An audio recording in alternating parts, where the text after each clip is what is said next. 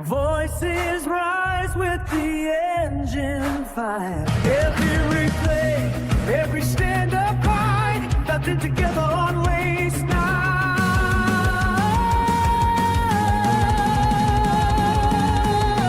Every night, let the legends lead. Or the underdog, every winning streak. From all-time heroes to the final line, we hold on till the end of the fight. When the screen goes down, the echoes remain. Another chapter written in speed and fame. If you live for the more than the racing truth, learn to own grip network. That's you. Sign of faith, but the passion stays. Another race in the broadcast haze till the lights go green and the mics ignite. Learn to own grip network. Grips the night.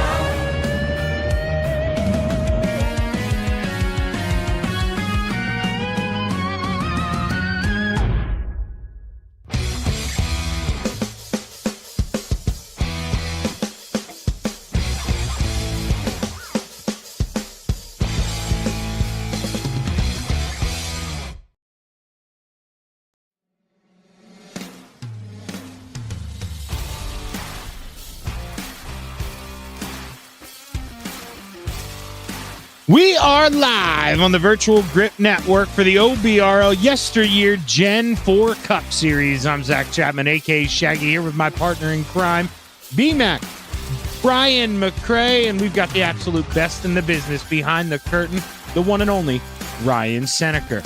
Us three wouldn't be able to do our thing this season without the help of some key sponsors, though. Top Flight Computers, Kailu Glass, Zero Shoes, and of course, the title sponsor, YesterYear Racing, where past meets present. Last week, the boys went to play at the Paperclip, the Martinsville Speedway, where we would see our first green-white checkered of the season. Up and down race, though, throughout the field, as it seemed like it came down to, well, what all OBRL races are famous for, tire wear. When we talk about tire wear, one of the drivers that comes to mind is Tom Ogle. Ogle snuck out of the weeds around the halfway point to take the lead and never looked back, bringing home his first checkered flag of the season. Now, it's nice. You know, you win that race, you finally get momentum on your back. But the problem is now, Tom has to try to take that momentum and pilot it around this 2.6-mile superspeedway we're at tonight called Talladega. And B-Mac, anytime a team unloads at Talladega, they prepare for chaos. 260 miles, 100 laps. What do we expect tonight at Dega? Shaggy, Talladega. You see that on the calendar, you see that on the schedule, and you circle it in red and make sure you're here, because one of the best things about restrictor plate races is anybody can win. But also, man, anybody can also lose. It's just as likely to get rolled up into the big one. But here at Talladega, you got lots of room to move around. But in these cars, these old Gen 4 Cup cars, you remember how the drafting packages worked back in the late 90s. Not a whole lot of power. You got to focus on momentum, focus on keeping that pack tight and clean. And if you lose the draft, you are gone for good. So tonight's going to be all about managing yourself. You can throw the tire wear out the window, you can throw all that out the window, and really this is anybody's show, so anybody could find themselves at the front at the end of this race, Shaggy. Yeah, and you know, I don't mean to reiterate what he said, but you're going to hear me and B-Mac talk a lot about the draft tonight, because we saw at Daytona early in the season. This draft package a little weird. It is super easy compared to what we're used to. It's super easy, I should say, to lose the draft. It's a lot more difficult than we're used to. Momentum going to be a big thing here, B-Mac. And I know normally, some drivers want to pull to that outside and just kind of let drivers roll on by them. But the problem is, in this car, you really can't do that. You got to keep your foot somewhat in the throttle. If you come out of it the whole way, you're going to lose momentum, and you're going to be going a lap down in about 25 laps. Well, we're going to be saying the momentum word all night tonight because really that's what this entire race is about. It's about managing your momentum through the run, making sure you're keeping it moving forward and you're not putting a lot of pressure on the wheel, you're not moving around in the pack, you're not losing the draft. And you got a decision to make. Do you want to try to run at the front of the pack and control the pace of the race and have the pack push you? Most people don't like running in the middle because that's where things tend to go wrong. So you can run back in the back, but then that's the risk, right? You lose that draft and you will go a lap down here in a heartbeat, Zach. Yeah, and we talked about earlier how anyone can win at this place. Now, normally that, you kind of throw it out the wind here, you go for it. But there are a couple people, Ryan, we got like 30 seconds left here. Throw up the points. There are a couple people that with some things to lose here. It's no longer winning in. So Double E, Strandberg, MacArthur, they're feeling pretty good right now. But that could all change after one bad night here at Talladega B-Mac. So if you're those guys, I'd say top two for sure. I mean, if you're Strandberg, Essery, do you maybe play this thing a little safer than you normally would here tonight? That's a good question, Jack, and we're going to have to see how that rolls out. You tend to get a lot of different strategies. I know when I'm racing plate races, I always prefer to run up at the front of the pack because I want to control the pace. I want to try to get my teammates with me. If you've got teammates, man, teammates are a boon here at Talladega and Daytona. But it really depends. Some guys prefer to have a rocking chair back in the back and maybe get a group of guys rolling, make things a little bit safer. That's going to be one of the things to watch tonight is to see how the strategy unfolds. Well, it's about that time to get set and go play here. Let's take a look at tonight's 100-lap starting lineup. On the pole, the 12 of Andrew Medlin. To the outside, the 49 of Ken Allen. And row 2, the 77 of Roger Hurley on the inside, and the general number 83 on his outside sitting fourth.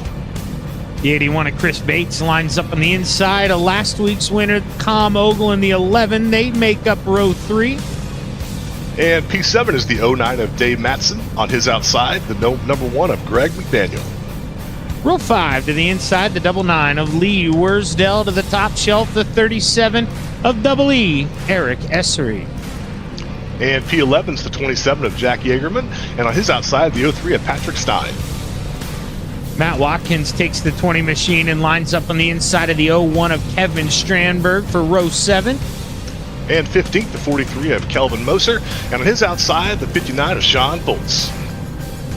Todd Cousins and Nick Self make up row number 9.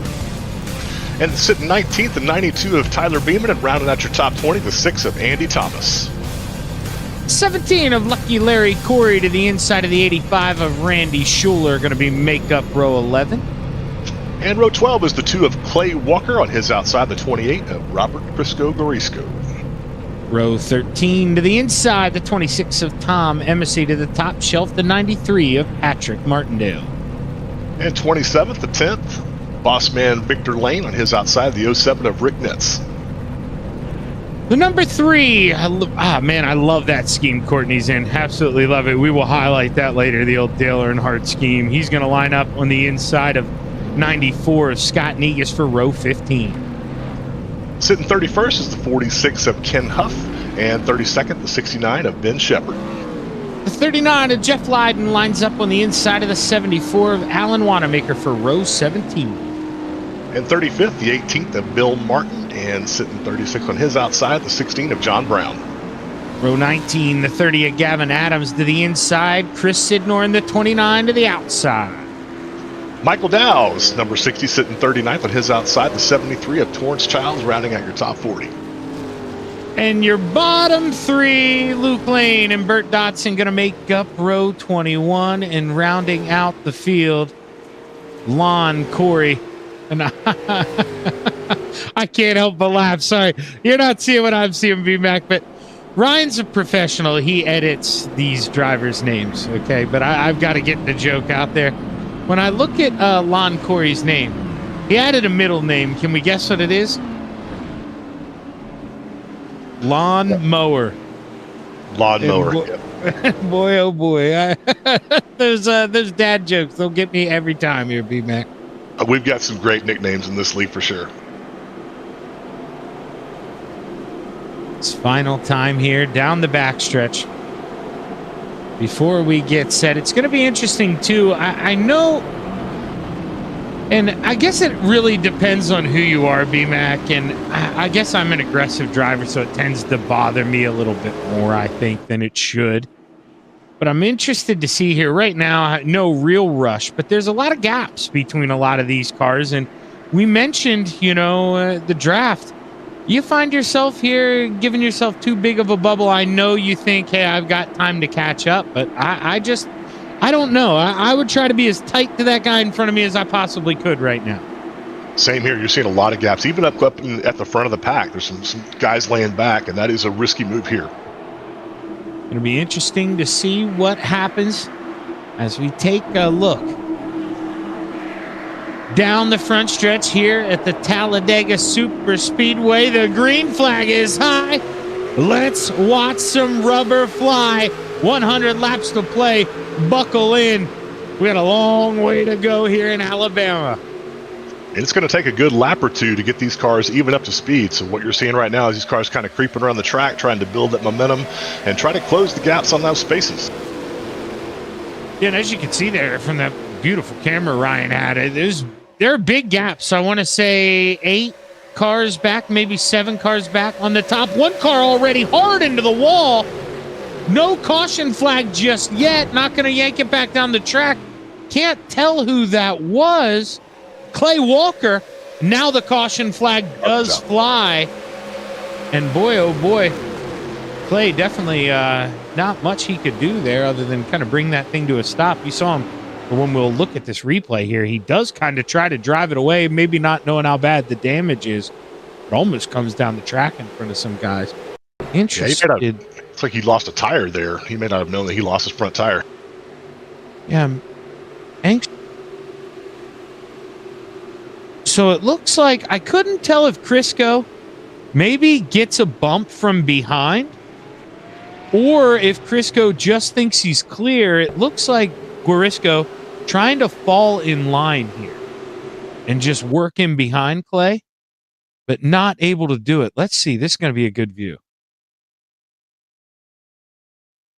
Looks like Martindale was up on Crisco a little bit too.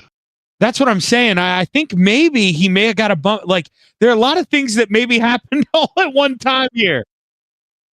Yeah, I think we got into him a little bit, and it looked like maybe even a little bit of net code on the 28, but between the 28 and the 2 there. That's a tough break. Nobody wants to see it on the first lap. Well, I don't mean to be the devil's advocate here, but I'm thinking with what we were talking about earlier, okay, 33 laps, if they're good on gas, if they're good to the car, they can make it on a fuel run. That's a little inside baseball there for everybody out there.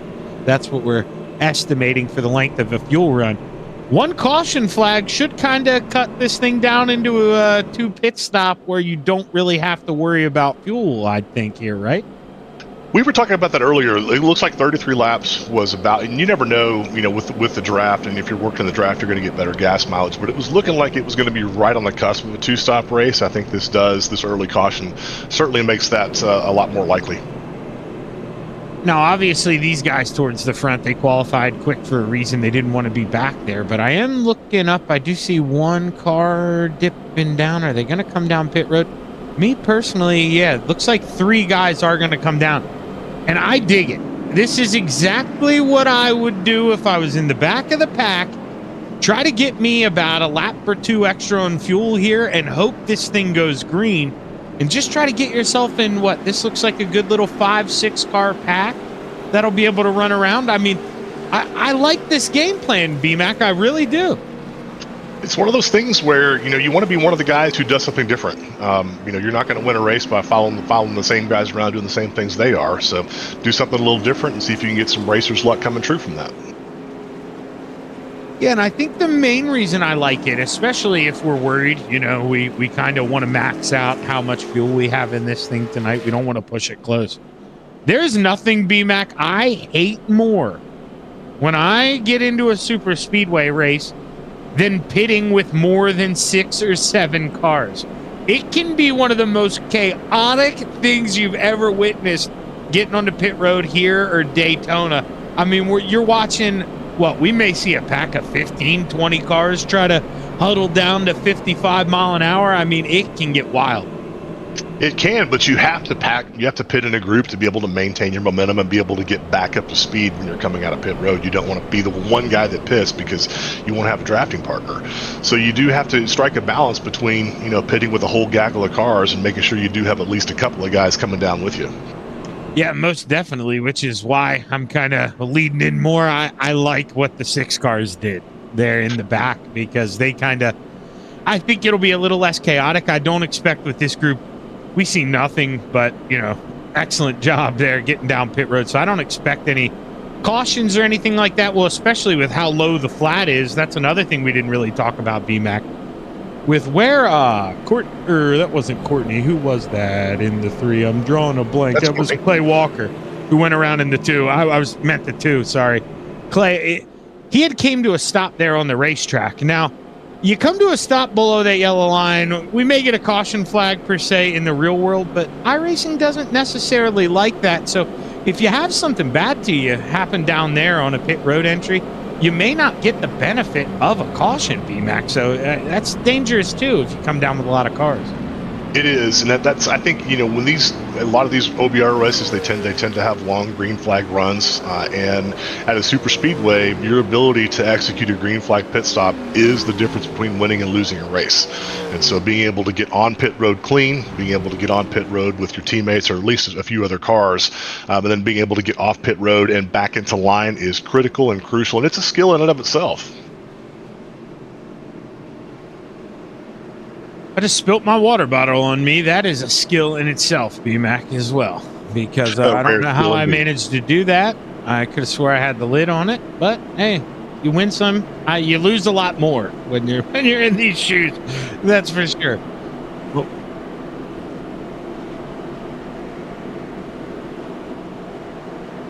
okay, hearing from... That makes sense, too, because I was wondering, I almost said Gavin at first. That's why I had kind of... think had that slip. I saw the 30 down there and I just said 3, but I'm hearing Gavin Adams. He was out there on the pace laps, and I guess VR issue kind of crapped out on him here, not able to make the call. So that's a tough spot there for Gavin Adams, who, you said it earlier, BMAC, this is a wild card race. This is one where anybody thinks they can win this thing. That's not the way you want to kick that off. Yeah, that's iRacing's definition of a mechanical failure. So he had a mechanical failure, and definitely you don't want to see that at a track like this, because this is a place where you do have a shot to win. Lights are off, as we mentioned. We'll watch that pace car dive off here before we enter the tri-oval. And driver's got a little bit of time here. Still a lot of space, especially in the middle of the pack. Yeah, and that's where, well, I mean, I am definitely shocked by that. I would be chomping at the bit, even maybe pushing that guy to tighten up a little bit. But green flag, set the wave here as we enter the restart zone. We are back underway. A good restart here for MacArthur on the outside. That's a man, he's got the 11 behind him, last week's winner. If we're going to see the outside line work, BMAC, these are 2 guys who I would assume could get it done. Yeah, you've got Greg McDaniel and Eric Essery right behind them, so those 4 together, those 4 together should be able to make that outside line work pretty well. It's going to be interesting to see here as we watch the cars bob and weave down that line. I mean, bumps in this car, it is not what they're used to. You get that shot from behind, BMAC, and that steering wheel gets real light. You feel like you're floating on a cloud, and man, oh man, you are searching for grip. Not something, not a feeling you enjoy going 190 mile an hour. Yeah, with these cars and this package in particular, you really don't. It's hard to push because the bumpers don't line up, and you said it, the rear end gets super light really easily. So it's one of these tracks where your best bet's probably just to get as close as you can to that bumper in front of you, and then maintain that momentum through the course of the run. And I agree with you 100% for the first, and I think these guys will too. For the first 98 laps, yeah, let's play it nice, but I think when we get down, we're a long ways away. But man, when that pay window opens up, drivers, and other personalities come out. BMAC, they sure do. But you're right. This early in the race, you want to settle in, click off some laps, get through those first couple of pit stops, so you can be there at the end. digging that 03 machine there of Patrick Stein. That is a good-looking ride. He's the 5th car there on the outside, and I think Patrick got himself in one of those spots, B-Mac, that we were talking. That's right on the, I think, the line of where you want to be. You feel like you're enough towards the front, but I don't think you really want to get any deeper than that if you want to feel safe. I'm right with you on that. I'm trying to stay in the top 10 or better. And one of the good things about being at this, this part of the pack is you're able to maintain momentum because you've got so many cars pushing you and so many cars in front of you, so you're not in danger of losing the draft. And speaking of danger of losing the draft here, we take a look at that. Let's go to the 33 of Todd Cousins. He's that's a fish out of water, and this is where we see that second pack going to have to form behind. But this is what we've been going green here, B-Mac, for what, only 3, maybe 4 laps this time by, and they are that far back. That is how quick it can happen. It does not take much. And what happens is you might be going, I think top speeds we were seeing in practice were about 185 to 187. But sometimes a car coming up on your outside is just sucking speed off the car. So we would see speed, 5-6 miles an hour drop off that way. So there's all kinds of ways to lose momentum in the pack, and once you've lost it, it's almost impossible to get it back. I am so glad you said that. That's something I wanted to touch on earlier, because it's one of those things where obviously, we watch it. I mean, we saw it today at the race at Kansas. Side drafting, okay? It is a huge part of racing now. That's just the way it is.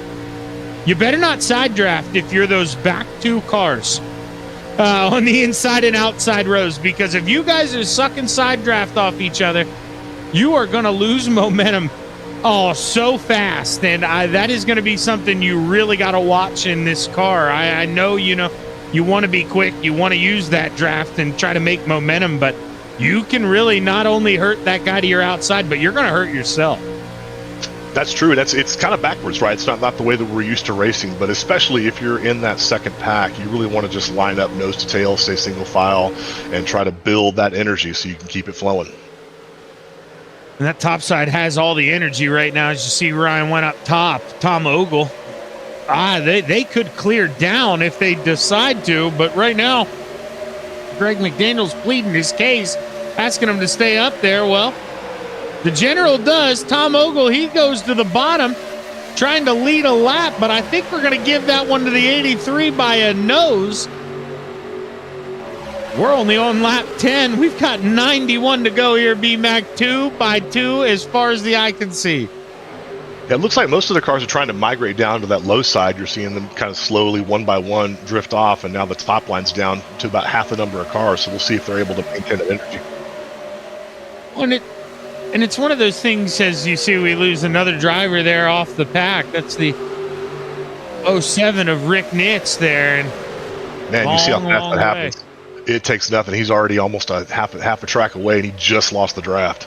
No, and I don't want to make an example of these guys, but let's go to Kelvin Mosier and Nick Little, because they're side drafting off each other, and they're at the back of that front pack, and they're both about to lose it here. And that is, I kind of called that. So Nitz is on pit road. I wonder, he may have had to leave or something, so that's unfortunate. Now 56 and the 43 of Kelvin Mosier. I called this one, B-Mac. I think they're in big trouble. Those cars in the back were side drafting each other, and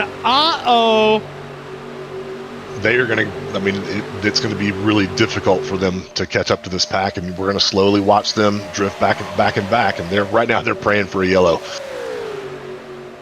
And man, Randy Schuler, he better get on that loud pedal too. He's right ahead of him. This is dangerous territory, B-Mac. You know exactly what I'm referencing. These cars keep breaking off like that. This thing, let's just call a spade a spade. It's going to go green, and it's going to come down to how well you get on and off pit road. And that's not what these guys want to have here. Talladega is supposed to be your wild card. If you really do want your chance to win this thing, you need the field to stay tight. You do, and that's one of the biggest reasons why I always prefer to stay up front and control the pace of the race, is to be able to keep from losing the draft and to be able to make the decision to pit on my schedule. And so anything you can do to maintain energy, to maintain momentum, and more than anything else, control the pace of the race is going to give you the best shot to win. See that 99 machine running hard on the bottom, Lee Wursdale. Oh, that 03 took a little hot shot there through the tri-oval, and man, that was a good save by Stein. That was a good wiggle. I caught that, Patty. I think he got a little shot there from Sean Foltz entering the tri-oval on that Dunder Mifflin 59. Lots of, man, these guys, I'll tell you what. I don't know.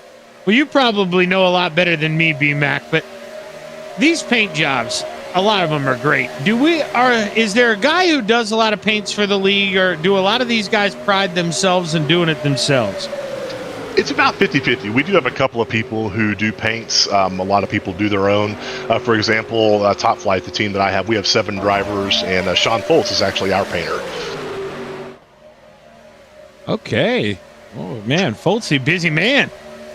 But it is something that's important. You know, we one of the things that we have in this league is that you do have dedicated sponsors, because we don't want, more than one driver carrying the same sponsor. So it's a big part of what we do to try to stay true to racing, is to make these cars look like actual race cars. So hitting lap traffic already, the 16 and 94 already going a lap down. That's not a good feeling. No, and I'll tell you what, if you're Negus, you get down right now, because you need to be the lucky dog. You're exactly right, Scott. Get those golden arches down there in line. Try to get by that guy in front of you, but nope, not going to work. But now you need to make sure you don't make the same mistake those 2 behind you did. You don't start side drafting and racing each other.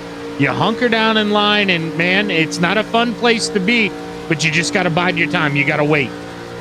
You have to bide your time indeed. We can see some cars, but everybody's mostly staying on the bottom. And I think here at Talladega in particular, the bottom side is the preferred lane. And we're seeing cars just drop down there one by one. And that top side is starting to lose a lot of momentum. Every time a car drops down to the bottom, that top side loses a little bit more energy. Yeah, going to be interesting to see if maybe a couple of those guys, got one hidden up the sleeve, maybe a brake drag trick to kind of pound each other around this place, because you're right. I think that's the only way, this thing gets off the bottom, if we have 2 or 3 cars. I mean, just absolutely beating you on each other on that outside, because it is such a long way around. And, we don't really talk about it too much here, but being on the outside through the tri-oval, B-Mac, I would think that's a big disadvantage, not as much banking. And really, the tri-oval, it's wide. That's a long way around going up on top. It is, unless you've got support and a lot of cars up there at Talladega in particular. That's exactly what we're seeing. You definitely want to ride that line. Interesting to see here, too. We are on lap 16. Now, we did have that one caution, but we should be a little closer here to that fuel run. And, well, I know he's not on the lead lap, but let's go back to Scott Negus here. He did what I told him not to do. They were side drafting. Now you see those 3, they're spread out.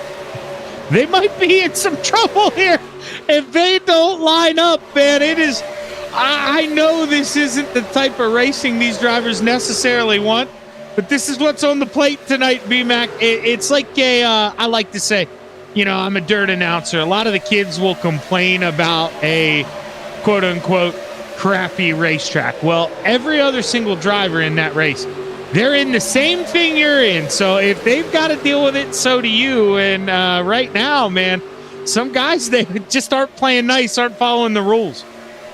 Well, it just takes such a small mistake, and if you're going 185 and you make a mistake and hit the wheel, and now you're going 180 miles an hour, that's all it takes. And it happens so fast that you just can barely have time to react. And whenever it happens for good, unless we get a yellow.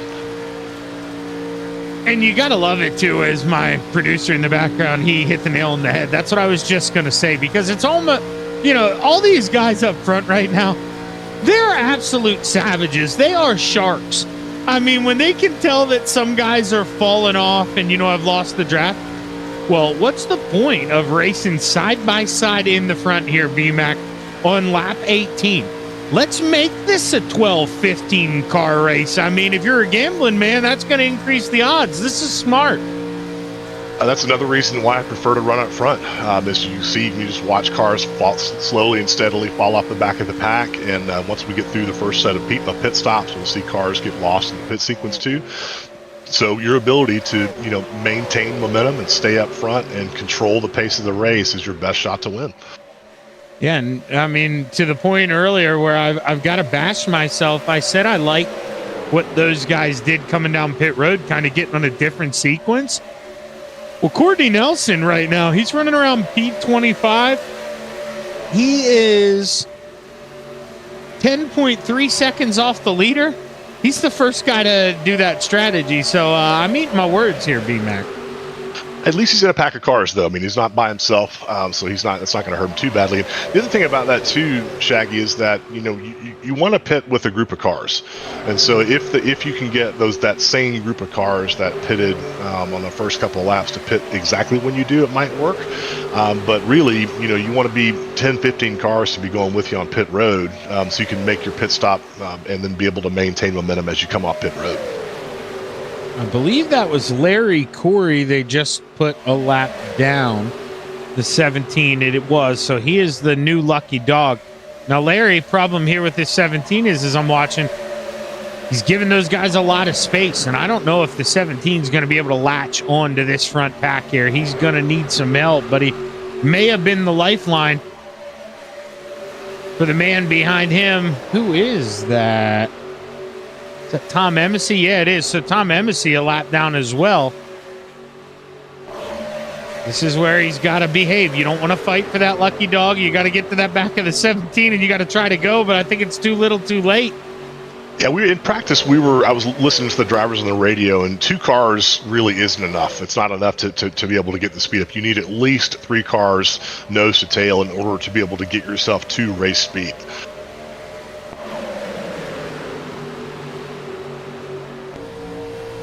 It's a parade right now. Yeah, except Randy Schuler. He may be having a heart attack right now. He's trying to reel those guys back in. There was a big gap. It looks like he is fine. But now the heart attack translates to the 92. He's trying to go. That's Tyler Beedman. And that is not the place you want to be. But it looks like now, if my eyes look correct here, is that saying Apex on the hood? Got a set of teammates there with Beeman and Stein, it's looking like. You are always trying to find your teammates here. And that's one of the things that I do whenever I'm racing, is we want to get our teammates together and keep them together for as long as we can. Again, it helps to control the pace of the race, but also, man, it just gives you that lifeline if you need it. Now, what do you do, though, if you're Stein? Because let's be honest, look behind. I mean, he's in a little bit of trouble. If you're Stein, how do you do this? B-Mac, you can't dagger yourself here, but you can watch him trying to play that gap. That is, if we were given an award tonight for the best teammate, I mean, brother, what he just did, he risked his own race here to kind of make sure Beeman kept up with the pack, and that is the best job we've seen tonight of kind of working the draft. That was very risky. That's teammates, though. That's what you have to do, and I'm sure they were probably communicating on the radio to see if they could manage that a little bit better. And thus far, they're not losing the draft, and they made it work. It's good stuff. Yeah, that is very impressive. I thought Tyler Beeman was kind of going out to the pasture there. I thought he was going to be in trouble because I guess I'm a bad teammate here, B-Mac. If I was Patrick this early in the race, I'd kind of be worrying about myself here. But, man, that could be a race-saving move for those two, as there they are locked up on the tail end of the front pack. As we're about, I'd say, 10, maybe 11 laps away from a pit stop, maybe a couple more with that caution. About that, I mean, these guys you're already kind of on the bottom, but this is about the time when you're about 10 laps away. If you are on top, you're starting to look to get down to the bottom, get yourself prepared, see if you can get your teammates lined up. So it's about time to start thinking about it.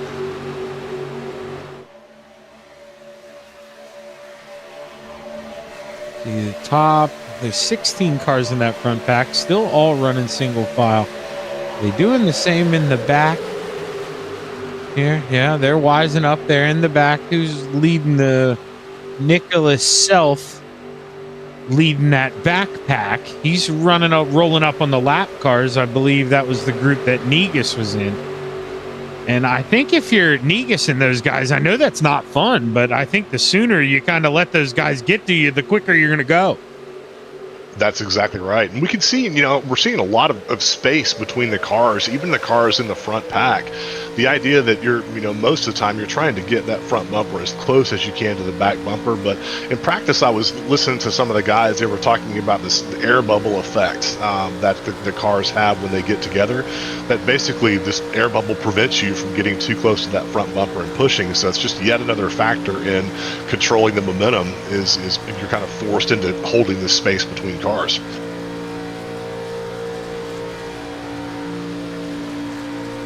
And see, we're on board with Nick Self right here, and all he's watching is he's seeing those cars get a little bit further away every lap. It is a very frustrating feeling as a driver to watch that happen. Oh, this is Nick Self. He's actually he's leading the second pack, so he's catching these guys.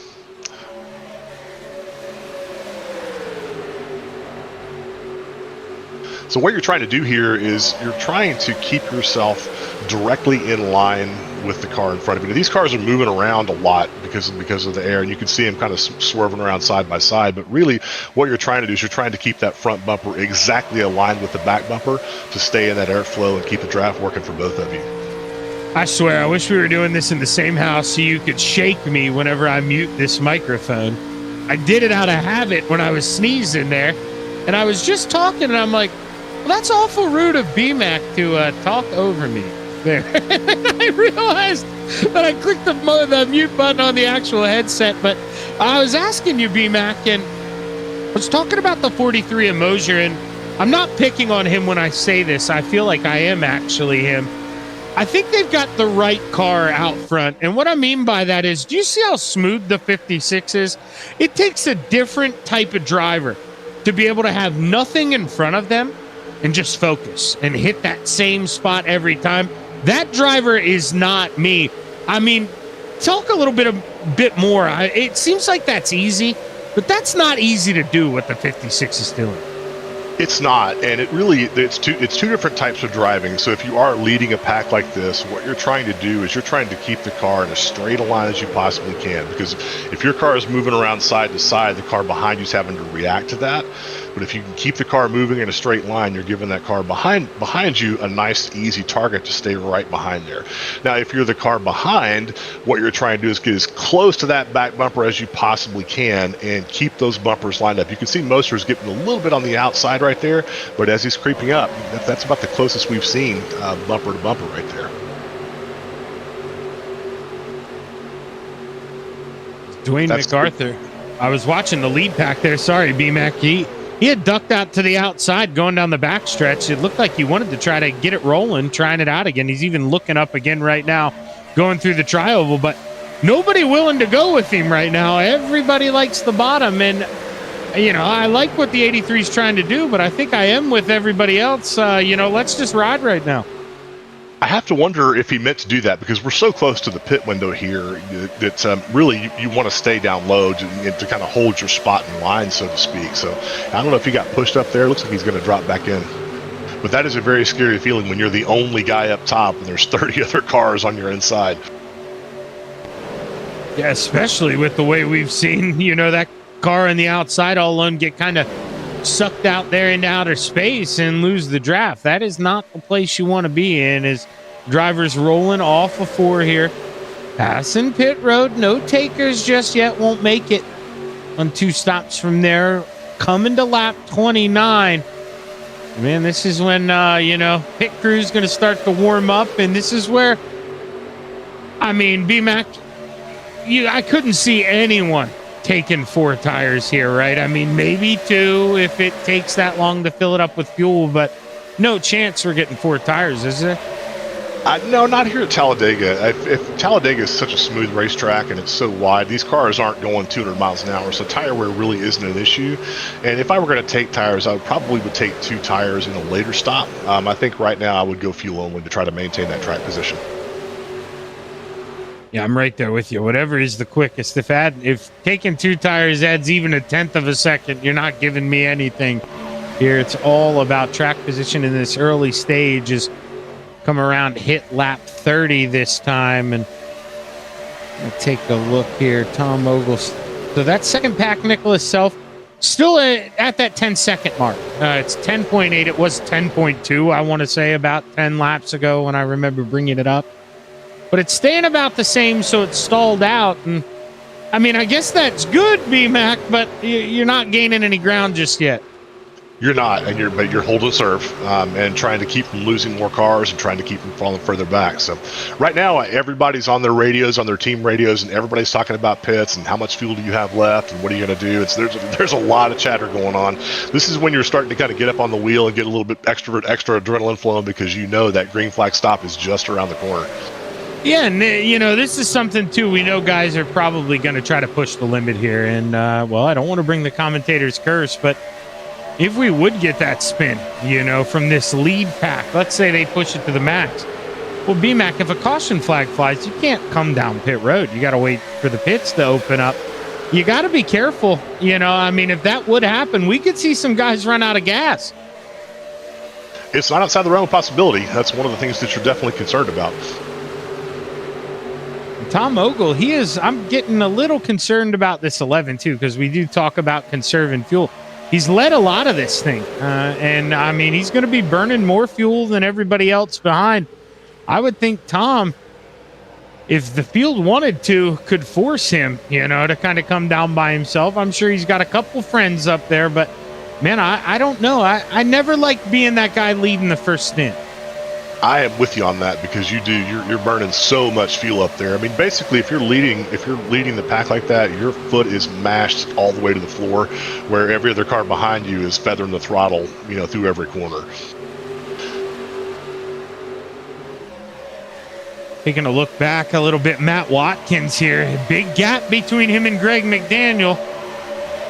I'm wondering if Watkins in that bazooka machine going to be in some trouble here if he's got enough to kind of run him back. It looks like he is pulling him back in, but man, he was in the danger zone.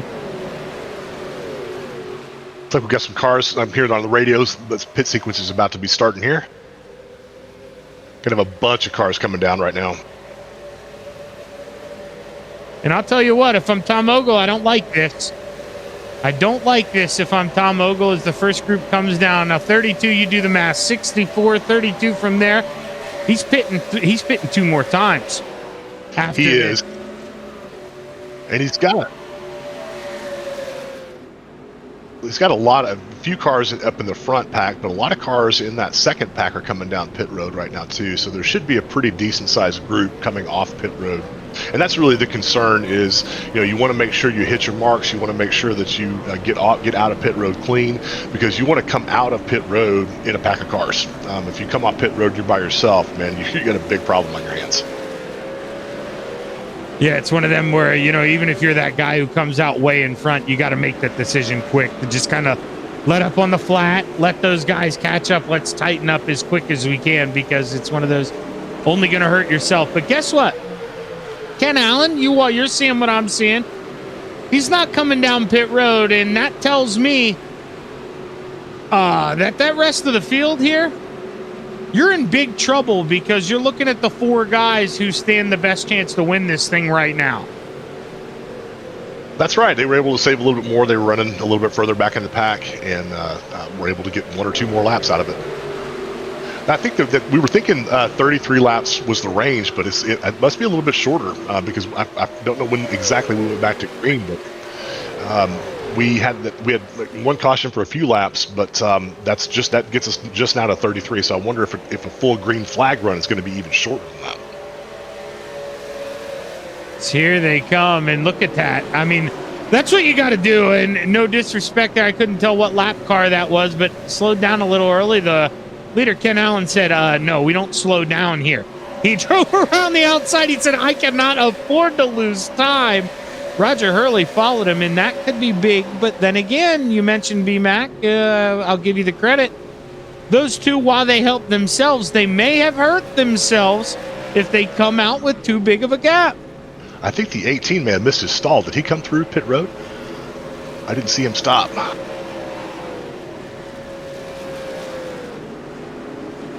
Yeah, he rolled through and didn't. I think he may have missed his pit. That's a helpless feeling.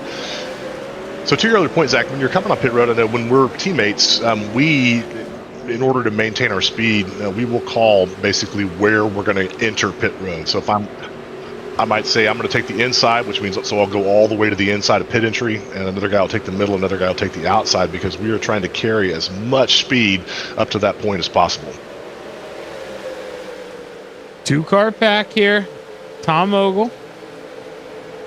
Will he get to your leader here? That's going to be the question, because Ken Allen, he's got Roger Hurley behind him, and he's got Alan Wanamaker off the nose. So if you're Ken Allen, I think you use up as much of this Krispy Kreme. No, you say, Allen, why are you doing that? Stay down there. I would have pushed you. He's probably pounding the steering wheel because, oh, man, that was their chance. You know it, B-Mac. And I think Ken knows it too. If he could have got Allen to line up with him, that would have been the dagger. It would have been a 2-car race. Pounding the steering wheel is I've been there. I've done that. I'm like, guy, what are you doing right there? We just lost all of our men. But you can see now what that's doing is that's bringing all 4 of these cars together, or all 5 of these cars together. So they're going to be able to line up now, and 5 cars is enough to be able to get good momentum going. The question is, are they going to be able to get going before that big group catches them? And who is leading that big group? I believe that's Chris Bates in the 81 machine, as you have Ryan confirms there. Well, we got 7 cars in that pack, I want to say. Quick glance. Yeah, it looks like it. Matt Watkins at the tail. This is going to be interesting because there's just enough space to where I'm not sure if they'll be able to catch up, but looks like they are slowly and steadily closing that gap. So if you're in that second group, you're trying to line up, get nose to tail, and get as close as you can to try to get that line moving as fast as possible. Yeah, and cars in this group. So obviously, the ones I think you really got to, there are 4 guys, okay? So we'll start out with the obvious. Tom Ogle, Andrew Medlin. The other 2, Sean Foltz, Dave Matson. You have to run this thing with the least amount of throttle possible here, B-Mac. I mean, those guys that you're running with right now, they've been out there, or they pit 2 laps later. You got to find a way to make that up. You do, but it's tricky, right? Because you want to maintain track position. If we were racing anywhere else, maybe even Daytona with a different car, maybe you could fall out of line, run the second groove, and then just kind of fold back into the bottom behind a car so that you can save. But you don't have that option here, so you're kind of stuck where you are. But you can see Ogle is in that. He's sitting 4th right now. He's kind of in the rocking chair. He'll be able to save a lot of fuel right there. So he'll be able to hopefully make up some of that time. Yeah, that's who. If I'm him, I'm forcing the 12 to push me. And, well, if I'm the 12, I'm forcing the 81 to push me. I'm not going to do a thing this run. I'm just going to sit in line, 3/4 throttle the whole way, and I will put the responsibility on the people behind me for us not to lose the draft here. Because, I mean, as we mentioned, I think they're kind of in prime spot because if you let the front 3 run away, well, it's really no big deal if you decide to, turn the jets back on and line them up. So I think you just got to make sure, you're walking the dog here, just playing nice. Make sure you got a piece here at the end. Well, you can see these guys, once they got off pit road and kind of lined up, that's exactly what they're doing. Looks like they're trying to just, maintain their spacing. They're not trying to push real hard, not trying to be too aggressive, just trying to maintain that speed and, feather that throttle so they can maybe get a couple more laps. Yeah, and I think if we're being honest here, B-Mac, we had both kind of mentioned how being out front, that first run, maybe not the place to be. I think if Tom knew in his heart that those guys would be able to go 2 laps longer, not just the 1, I think Tom rewinds the clock there and does that one a little different. I'm with you. I'm with you on that, but I'm not sure how he would have done, because if he would have moved up, he would have gotten passed by that entire line of cars and maybe lost the draft altogether. And so I've had this conversation with myself in the car with last year we raced these cars and I was leading the race and I was thinking about that exact thing. And I'm like, man, if I drop out of line here, I'm going to lose 20 spots and I might lose the draft altogether. So you just have to pay that price and, know you're going to have to pit a little bit early and hope it works out in the next pit cycle.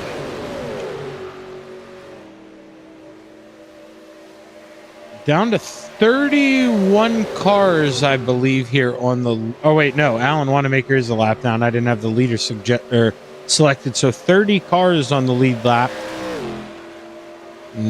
I would say Alan Wanamaker, he's got himself in a good spot to get that lap back, BMAC, but the rest of the field not necessarily in a good spot to bring out a caution. A lot of, 10, 12 car groups, and that's just letting guys ride.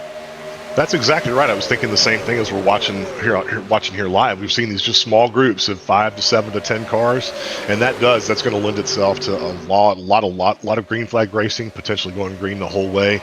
And what this type of racing does in this is that you're running in a group, and you can see cars slowly and steadily, like one car drops off the pack, and now we're down to 10 cars.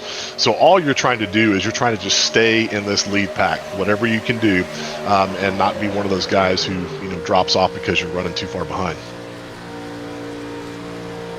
Now, obviously, I know we talked about the risk here and why maybe it would be the ultimate equalizer for Mr. Ogle. And that being said, if you're Ken Allen, you're Roger Hurley, you'd almost need to do it together. But do you take advantage here of how long you went on that fuel run?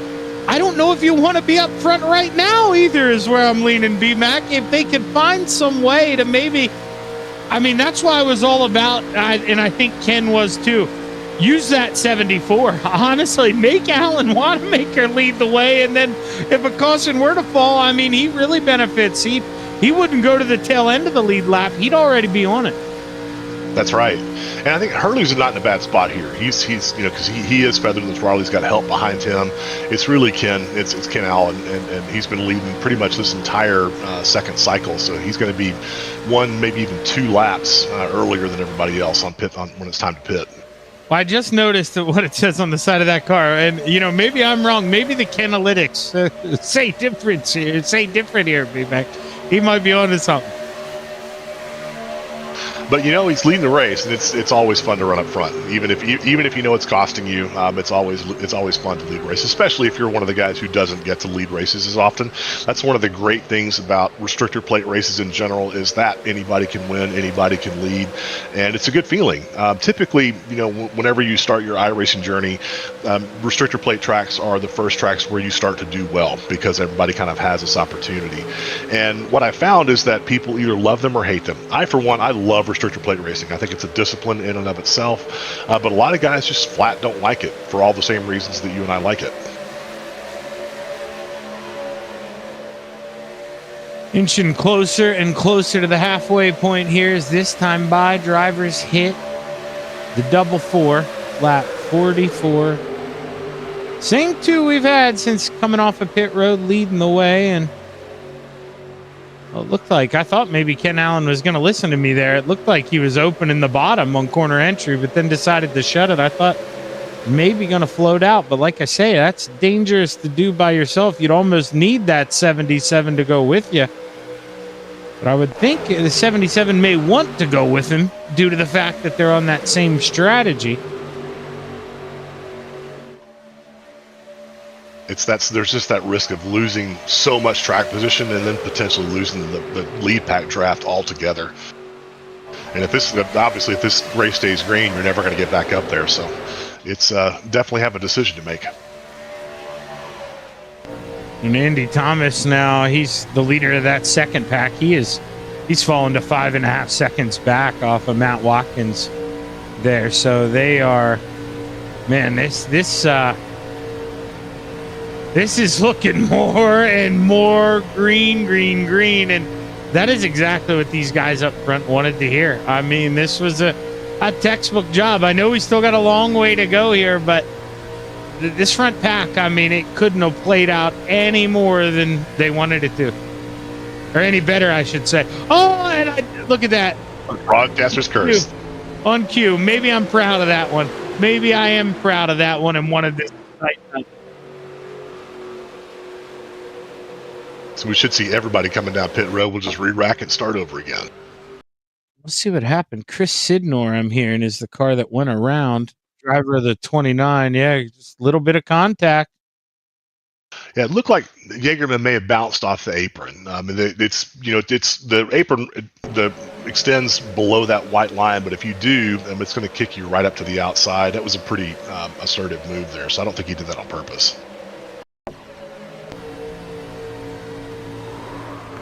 No, it's Chris. You know, he probably didn't see it, like, know it was coming on either, to be honest with you, because it was one of those where if he does make that move and they run side by side, they're probably going to lose that group in front of him there.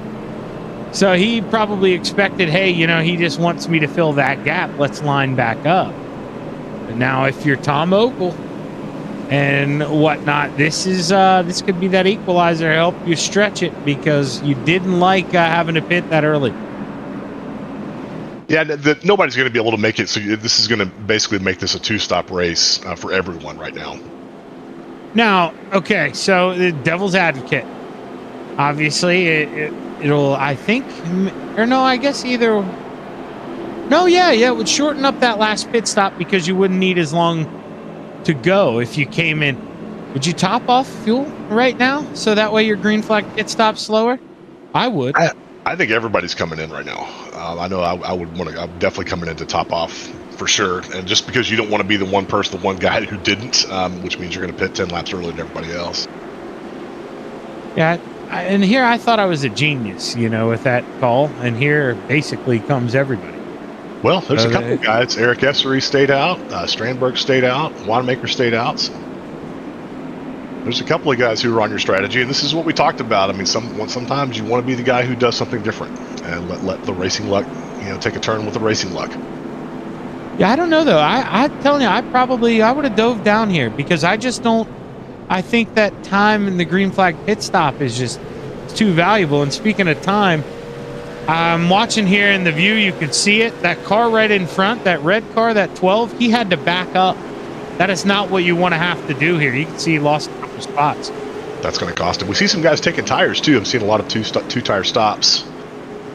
I wonder if the handling. I mean, handling is somewhat of an issue just because the cars are moving around so much in the draft. I always like to get two tires if I can, just to keep, you know, allow me to keep the car straight. So I wonder if that might be having an effect. They've got, what, 46 laps on these tires. A lot of these guys do. So. And you know what? You know, this sounds kind of cliche, but the heat is about to be turned up, back, because all those drivers saw what happened in the back when they tried to play nice and they lost the draft 5-7 laps into it. People aren't going to want to do that again. It is about to get feisty here when we go back underway, I think. I think you're right. You're going to be a little more up on the wheel, wanting to maintain track position, especially if you're one of the cars that's up in the front right now.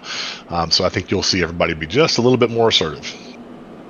Oh, I should mention, too, I believe, yeah, he did get it because he came around, he swung in pit road.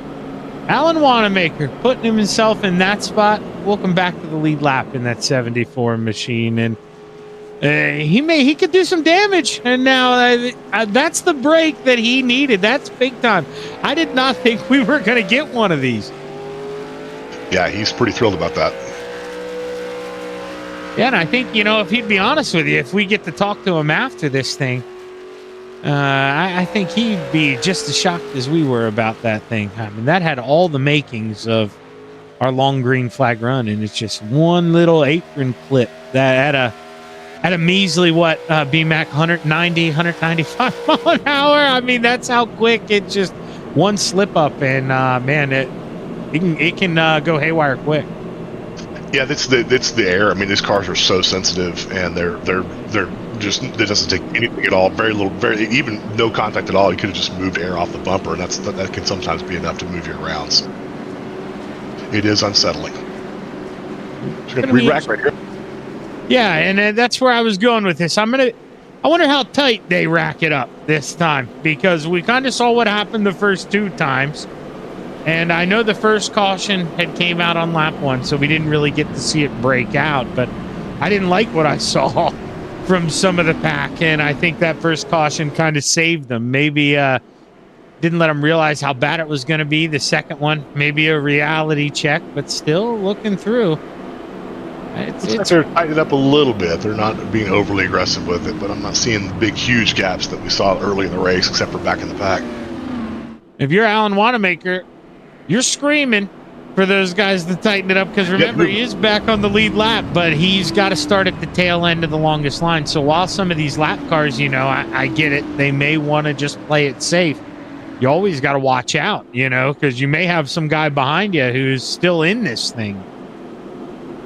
Yeah, and all these cars right now you see in the back that are on the bottom line, those cars are all at risk of losing track position very quickly.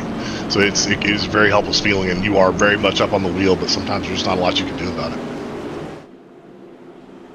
No, but like I say, not that I wish it, and I know how clean these guys are, but I do think temperature is going to rise a little bit. We may not be done with the yellow laundry. Going to have, 52 to go when we get the green flag.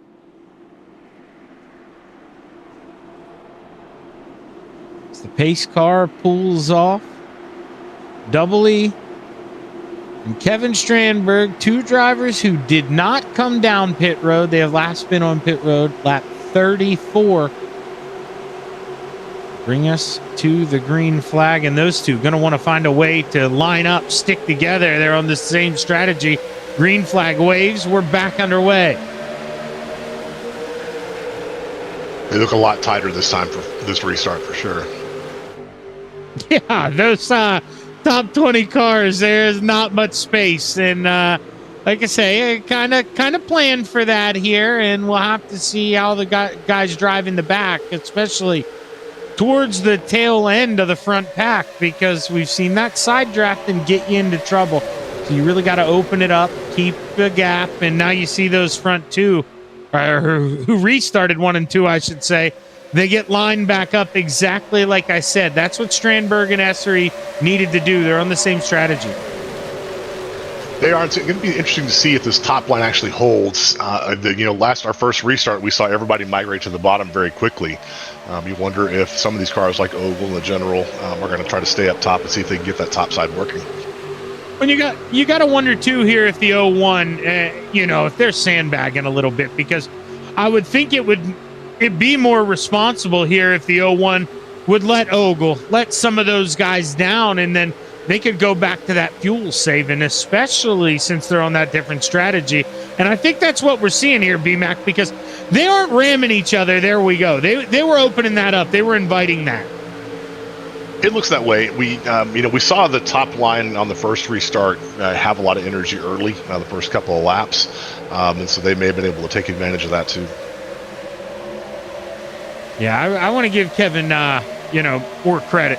I'm going to give him an intelligence boost here. I'm thinking he's playing chess. Those guys out front playing checkers. He was being smart. But I'm seeing that outside line being led by a man who, BMAC, this isn't the first time I said he's trying to get that outside working. The General upstairs, he is not going away. He came to play. But you can see those cars, if there's an opening, they're moving right down immediately, and that top line is losing cars at every single corner, it looks like. That's what you don't want to see. If you're Dwayne leading that top line, you're watching those cars migrate to the bottom, and you're just asking them to stay up there. Like, let's get this line moving, let's get it rolling so we can race. But that bottom line is just so much faster and so much more preferred. It's just not working. Should mention, too, there. Cars go around. Here's the big one. Here's the big one at Talladega. Oh, boy, big one indeed. It's a parking lot. I mean, where's Ken Allen right now? He's P11, I think, or P12. P12, the last car, I think, to make it through safe. I don't know if Mosier did make it through safe. He's 13th. He's limping through. Let's see if I can see that blue machine make it through here in this replay. That's Kelvin in the Red Bull machine. He's, I think, the first one who makes it clean. And no, he don't make it clean either. He gets in that pretty heavy. So we got 12 cars without damage here, B-Mac. Looks like the 18 of Bill Martin skated through. You might want to take a look at his onboard. He threaded the needle right there. But you got some good cars caught up in this. The 77 Hurley. Here we go. Watch this. Oh, look at that's instinct, brother. He did not screw around. Yeah, he shot right to the flat. Then he goes, "Uh-oh, where'd I go? I'm driving in the smoke." Days of Thunder style. Oh, wow. man. What a great piece of driving. Are you kidding me, Oh, Bill? he did it. That's crazy. Get him up here right now. Get him up here right now. I told Ryan I hate doing this, but there are special circumstances. Get this man here right now. I mean, he may be changing his pants, me, Mac. I would be changing my shorts. Oh, he got it right at the end. Unbelievable. Bill Martin. Now, you got a little bit there at the end, okay? But, brother, how in God's name did you get through that thing? Did you just let Jesus take the wheel? I mean, that was unbelievable. That's crazy. I thought I was going to make it all the way through, but, like you said, I got something there at the end, but I don't know how bad it is. I'm going to find out here in a minute. Well, that's what I was going to say. Looking at it, obviously, it doesn't look too bad. And I mean, maybe not a race winning car here, but that thing's definitely good enough to stay in the top 3. But we'll kick you out since you're coming down pit road. I won't make you talk. Nail this pit stop. Ignore me. Go get him. Thanks, sir. Looks like he may have a little bit of damage on that left front. Yeah, that's what I'm saying. Maybe not a race-leading car here, but that thing, I'll tell you, it's a lot better than what we saw everybody else go through there. We must have had almost half the field caught up in that wreck, and some of these cars got some really significant damage. Brian, we got another one. Can we look at it again? I didn't even really break down how it happened. I was still so jaw-dropped. 59. Looks like it started with the 59 and 77. I think we started right as they were starting to go around. Yeah, I think the 77 got loose. Maybe came off of the apron again, and there's nothing. You just have no time to react when that happens. No, and then you can see there at the bottom of the screen, McDaniel's trying to check up because he kind of sees it coming. And then he gets turned. Yeah, so the 59, Sean just made a little bit of contact, and we were talking about this just earlier. It does not take much to get these cars upset. That back end gets so light, and you just lose it. It takes nothing. That's unbelievable. And I mean, Ken Allen, you talk about being lucky, brother. I mean, he just drove around that outside, and man, oh my gosh. That's what you see at Talladega, though, B-Mac, exactly like that. I mean, spin for spin, twirl for twirl. And this is one of the reasons why I always prefer to stay up front. Is you're going to get caught. It's so easy to get caught up in someone else's wreck when you're running the back of the pack like this. And I warned you guys, after the way it spread out, you could just tell these guys are all racers, man, at the end of the day. Okay. And I mean, BMAC, we say it all the time. You guys, you pride yourself on cleanliness. It is what it is. That's not uncleanliness there. That's guys who have been, let's be honest, they've been Sunday driving here for the first basically half of the race when, the pack split up. They were ready to race again. They were all tightened up. They didn't want that to happen again. And, one mistake, as I've been saying, at 190 mile an hour, that's what happened. That's one of the things you're most concerned about when you come to these plate tracks is you just know that you're more likely going to be riding off a race car at the end of the night. Dude, how am I just noticing this too? Shame on me. You want to talk about maybe a lifesaver for Alan Wanamaker that he had to start at the tail end of the field? Well, that gave him more time than anyone to slow down, B-Mac. And remember when he was a lap down? He's sitting 12th, up 22 spots. What a drive here for the 74. He's in this thing. That's a fantastic piece of luck right there. Oh, man, no kidding. I mean, now looking at it, actually, we've got a lot of big movers here. Ben Shepherd, I mean, we haven't talked about that 69 all night, up 23 spots. Ken Huff in the 46, right beside Alan Wanamaker, up 20 spots. Then we got a couple guys behind. Torrance Childs, 25, Luke Lane, 25. I mean, this is... I know a lot of guys got tore up there, and I hate to like their bad luck, but man, this gave a lot of other drivers some luck that really needed it. Oh, this is restrictor plate attrition for sure. 92, up 16 spots, sitting P3. That's a good piece of driving right there. He and his teammate were working together early in the race. That's paid off big time for him. Wouldn't that be something too here if Luke and Ken could maybe link up a little father-son action here. I mean, not a lot of cars left on the lead lap. That would be pretty interesting.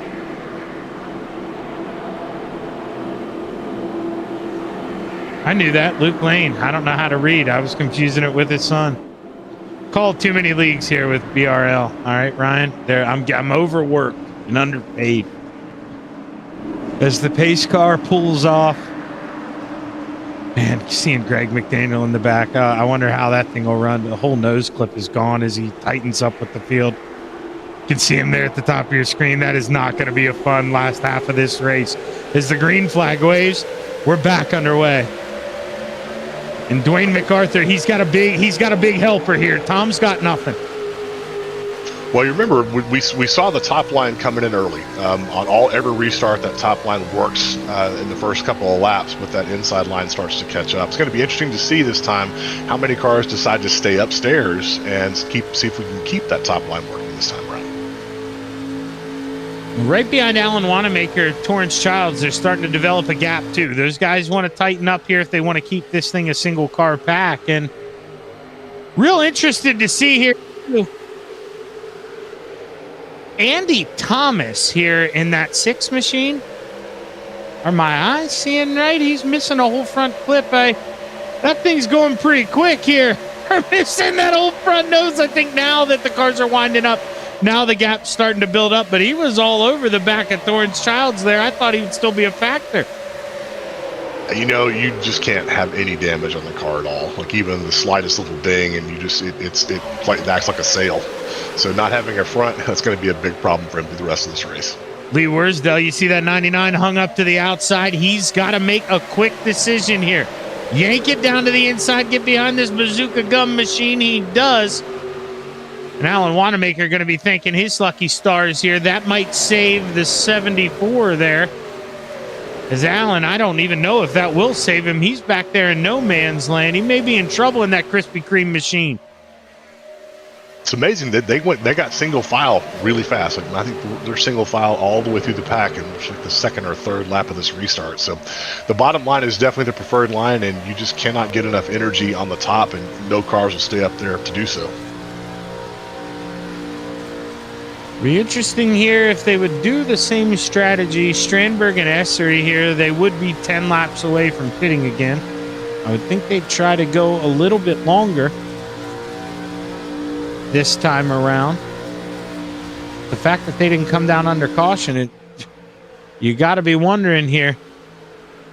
Well, they're going to be the only two that are pitting, so that will definitely cause a problem for both of them because they won't have enough, not enough cars to put together any kind of momentum.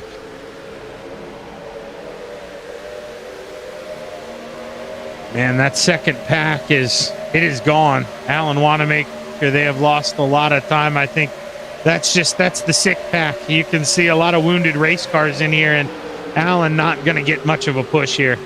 We saw that 43 right behind him. Well, while it's not completely ruined, he definitely got some damage on that thing. Yeah, they're still running side by side. They're behind them, and a lot of space between the 73 and 43 in particular, so they got to get that cleaned up and line that thing up.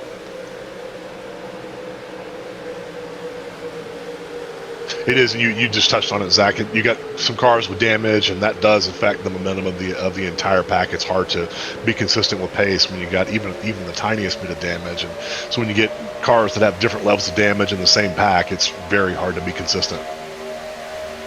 Yeah, it's just, I mean, when that guy with damage, can't suck right up behind you, it's just, you feel helpless. You're like, how am I going as fast as this car behind me? They're not pulling up to me at all. And it's just one of those things now where we're at that point that, I said earlier, maybe I'm trying to bring a jinx again, but with this 11 car pack, this thing should go green if those guys play nice with each other, especially we're not done coming down pit road.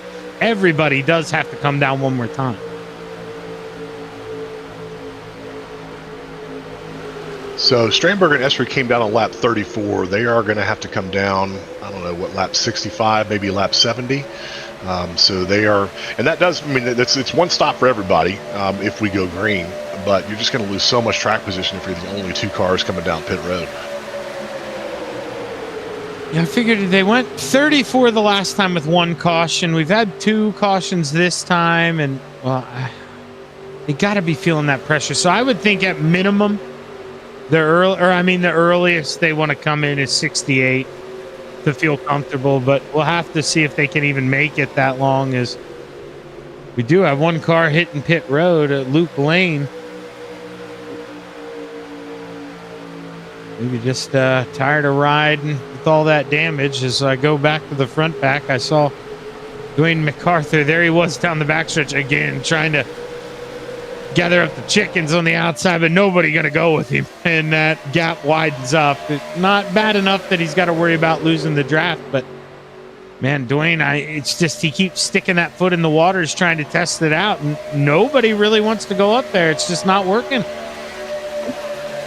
The car just doesn't go. That's one of the frustrating things about this drafting package in particular, is that the cars just don't go. And so if you do, you stick your car up into that top side, you're going to catch that air and just go straight backwards. You just don't have any power.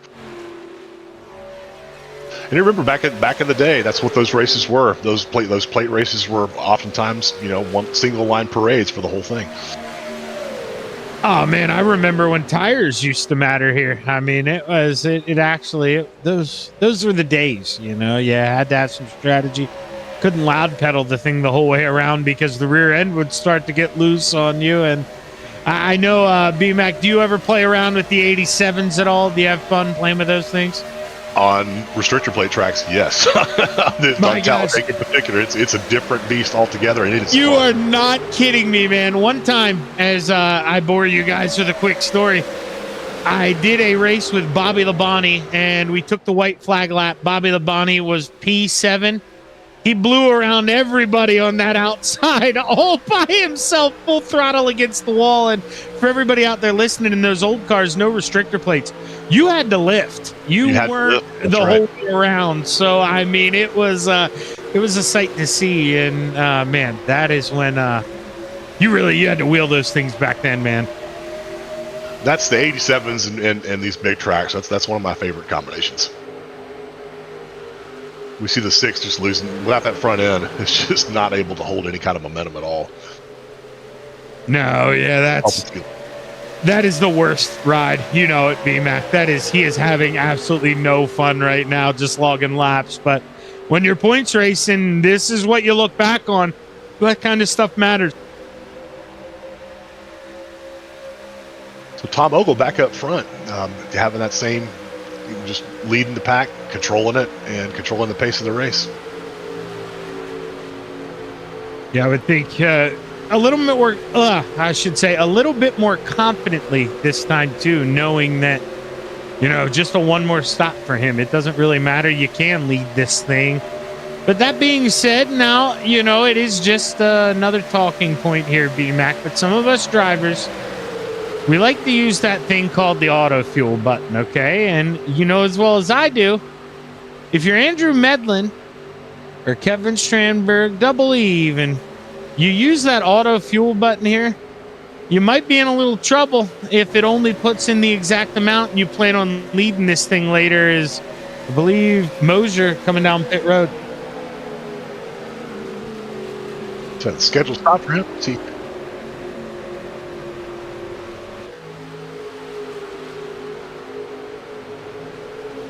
Yeah, it's unlikely that he's coming down for any kind of strategic reason, because it's all by himself. So that's probably unplanned.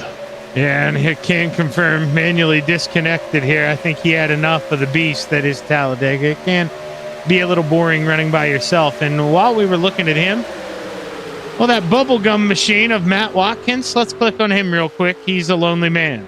He was at the tail end of this lead pack, and now he's all by himself, B-Mac. It's not going to be fun. That is one of the most helpless feelings in motorsports. If you're Alan Wanamaker, you may be getting excited. You may have some company here in a couple laps. But well, Al might just pass him. If he's got those two cars have momentum right there. So that's a tough place to be. Matt is screaming for another caution right now. He's throwing his water bottle out the window, doing everything he can to get some debris on the track to get that yellow away. You better hope it doesn't land below the flat, because iRacing not going to throw the caution if it does. But man, and this is a shame too, is Bill Martin, you know, we had talked about that. He had basically gotten through that clean, caught some damage at the end, but after repairing it, he restarted at the tail end of that field, and they had lost the draft right away. You see there, he's going to go a lap down, B-Mac. I mean, it went from an epic save to, well, it's back down in the toilet again here. He's got to suck up under the draft. Yeah, he must have some damage. It's, again, just the tiniest bit of damage affects these cars so much.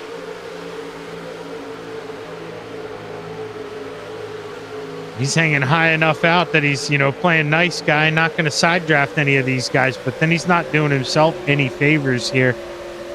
See, not quick to yank it down. I don't know. Maybe going to just hope that Crisco can latch on and try to push this 28 machine, but right now they're losing a lot of fishing line here. I don't know if they're going to be able to latch on. This is what losing energy looks like. You know, we talk about maintaining momentum, we talk about maintaining the energy, and this is what it looks like when you're slowly bleeding it off, and there's just nothing you can do about it. This is why you want to just, you know, keep it like Ogle up here at the front, stay up front. You know, you got a lot of cars pushing behind you, maintain pace, maintain control of the race, so you're not that guy who's going to lose the pace there at the back.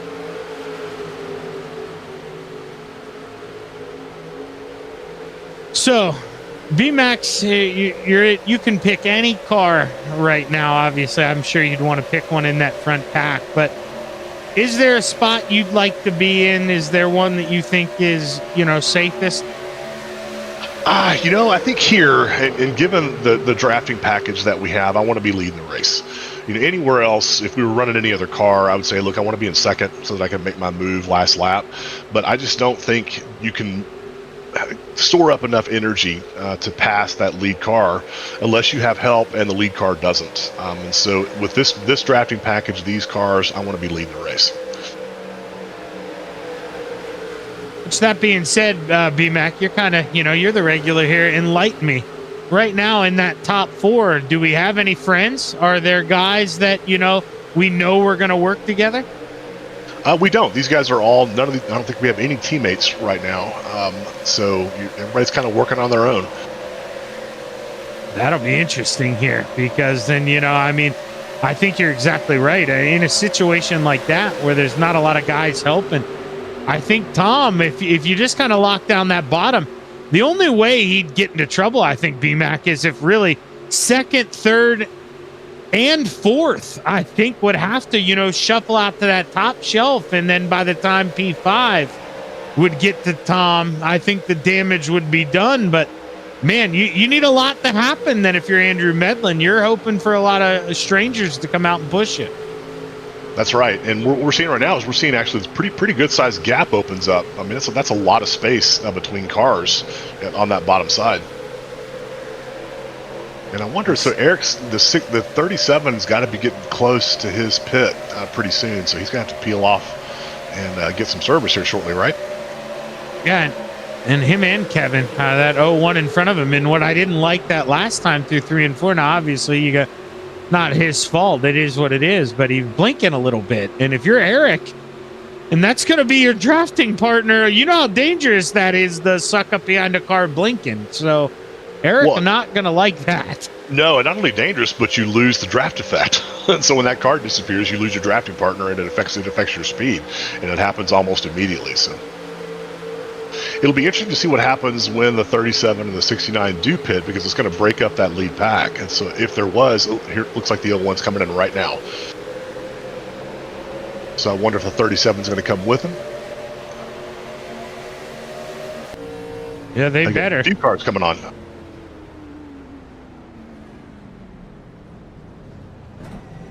Okay, so they feel like these cars, they feel like they, well, everybody can. You can make it the rest of the way. So I'll tell you what, they had some friends here. I'm kind of shocked. You know as well as I do, B-Mac, if they wanted to, as a group, they could have daggered those two. I mean, they could have just did this pit stop 1 lap later, 2 laps later, made those guys cruise around in a 2-car pack. But at the same time, as I take a peek up front, we've got a 3-car pack up front. So maybe You know, they're playing offense at the same time they're going down pit road. That may be a smart move. 3 cars stranded out there. That's not going to go as quick. Yeah, I was just thinking the same thing. It's not a bad strategy call. It's going to. And there they go. They agree. Right now, yeah. Yeah, they're coming down. That was smart. Interesting to see if they lose any track position from staying out there like that. But yeah, that's really interesting the way that worked out. We can't make it from here, so we're 30 laps to go. So this will be the last stop for everybody. I am very impressed. That was very smart at the way that went out. But I've got bad news here for Eric Essery and Kevin Strandberg. Now, I talked about how if you topped off with fuel under that caution, well, your pit stop was going to be a little bit quicker.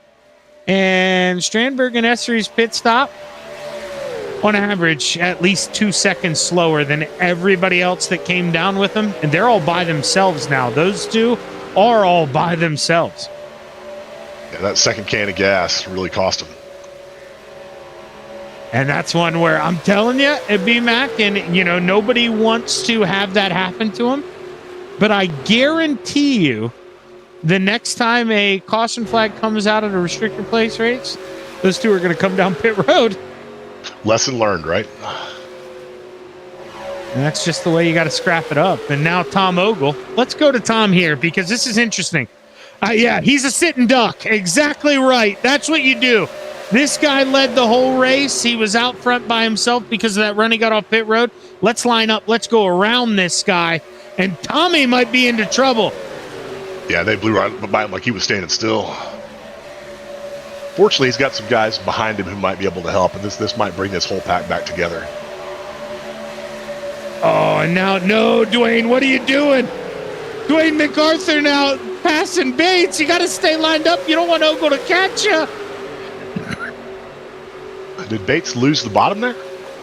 No, it looked like Dwayne, he just kind of went fishing there. Bates thought he was safe. He had left, at literally a lane open. And Dwayne, we've seen the way he's been going to the top side. He wanted this lead. He took it. And now Bates, I'll tell you what, that 81, he may be in some trouble here. Well, I think this goes back to our strategy. I think these guys want to lead the race. They're seeing the same things we are. They're seeing the same things we are up here in the booth, and they want to maintain control and be that lead car.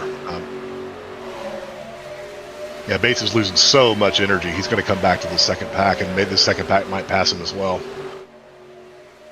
Now, if they're smart, though, do they do that, or do they? I think you need him. Not that you want it, but you use that 81. You need him, I think, for that extra Absolutely. car. If I'm Ogle, I'm going to try to push him rather than try to pass him. And now Tyler Beeman, he's kind of getting himself into a little bit of trouble here. That's a big gap. I'll tell you what, Tyler, I don't like what I'm looking at.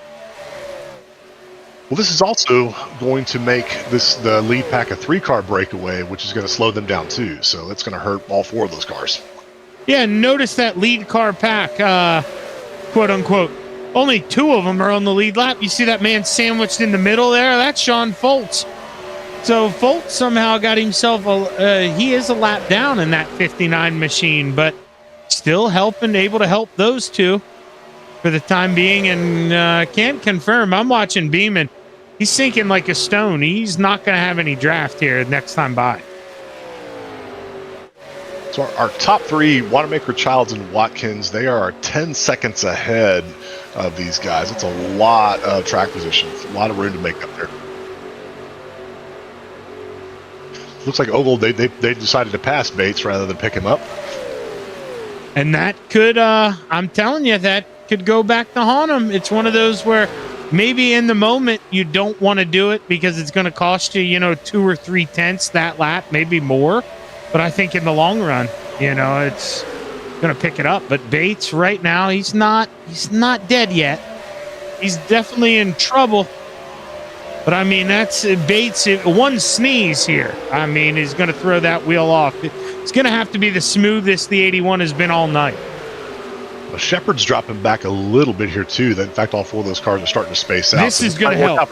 Oh, look, that's going to help him a lot right there. I think Bates maybe should have stayed on the bottom, though. You see he got a little bit of toe, but I think it would have been better to just latch on with Beeman. As man, now they're going to run a little bit of side by side, and oh boy, it's one of those things where you and I, B-Mac, we're up here, we're not racing, we don't have adrenaline pumping, we see everything, we get to do it perfect. They're in our eyes perfect, but man, when you're out there, it's happening so fast. It's a lot more reaction, like we saw with the 18, hitting the apron earlier with that caution. You just do what comes instinctual, and it's not always the right thing. Well, you remember we talked about, you're trying to maintain momentum, but the last thing you want to do is let off the gas pedal and lose your momentum. And so you're trying to play both of those games at once. And while it would have been nice to pick Bates up right there, how much momentum would they have lost to try to pick that up and make it work again? So I kind of see where he's coming from right there. You're trying to just pass every car that you can, but it's going to be tough because these cars, they've created a lot of room and lost a lot of track position. I think I like what the 69's doing. Ryan hit the nail on the head. Bates is coming back. So down the backstretch, that 69 of Ben Shepherd, he did not line up with that 12. What he did was got about halfway in that bumper, widened out that air for those guys behind him. Now we got a 5-car pack.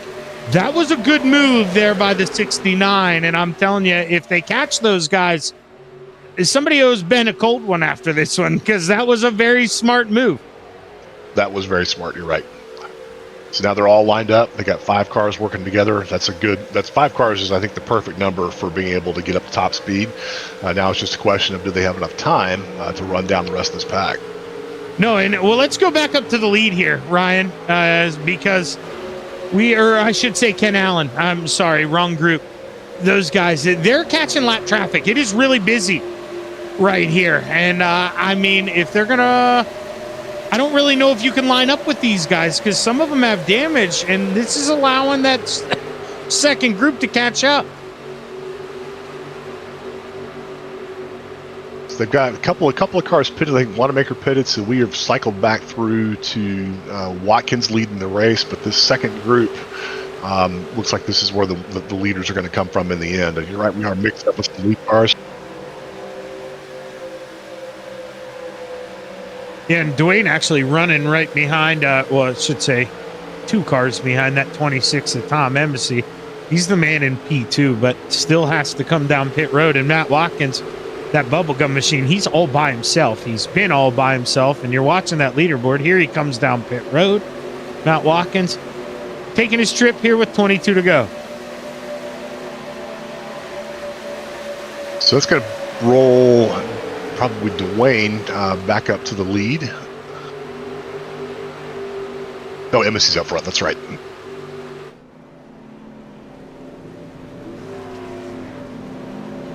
Randy Schuler here in Got a Black. I see it on the SDK there. Good pick, Ryan. So he'll have to either stop in the stall or make that lonely trip down pit road again. Neither going to be fun. But I'll tell you what, Ben Shepherd, brother, I'm telling you, he's the real MVP tonight for Group 2. They're coming. They're getting closer and closer every lap. This may be a race. Yeah, they've closed the gap very quickly. They are a little over a second behind now. They were 8 seconds back earlier, so they're right there. Now, the question for Ogle is, what do you do with this momentum, right? Because can they make the top side work to get around these cars, or are they going to have to hook up to the back? You got to go to the outside if you can. I mean, there's no way Dwayne gets off the bottom, right? I mean, those guys saw how dominant that 11 was out front earlier. And I mean, right now, Dwayne's just sitting here waiting. He knows it's only a matter of time before that 26 has to go down pit road.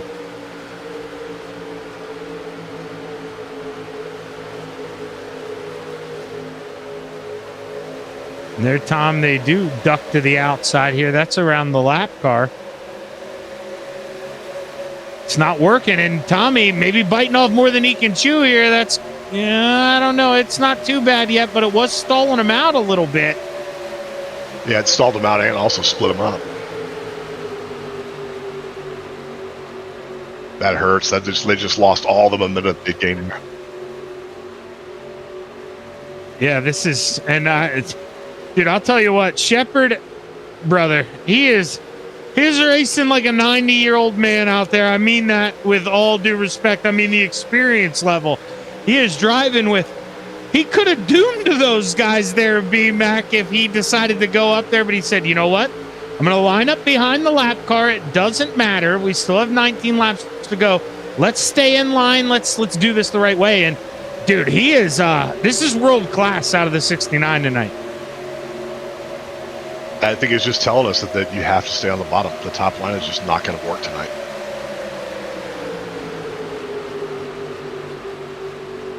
I'm so surprised here as we're on what, lap 83 came down. No, I guess that is 30 laps here as he came down lap 52. So Emmy's running out of time. You got to think he's hoping for a caution flag, I think, B-Mac, because that's really the only thing that, you know, keeps him on the lead lap. Or, I mean, I guess he will be on the lead lap, but he's going to be by himself. And now Dwayne going to the outside. Do you think he called it out? Is he going to come down pit road? He is. He's coming, yanking it down early.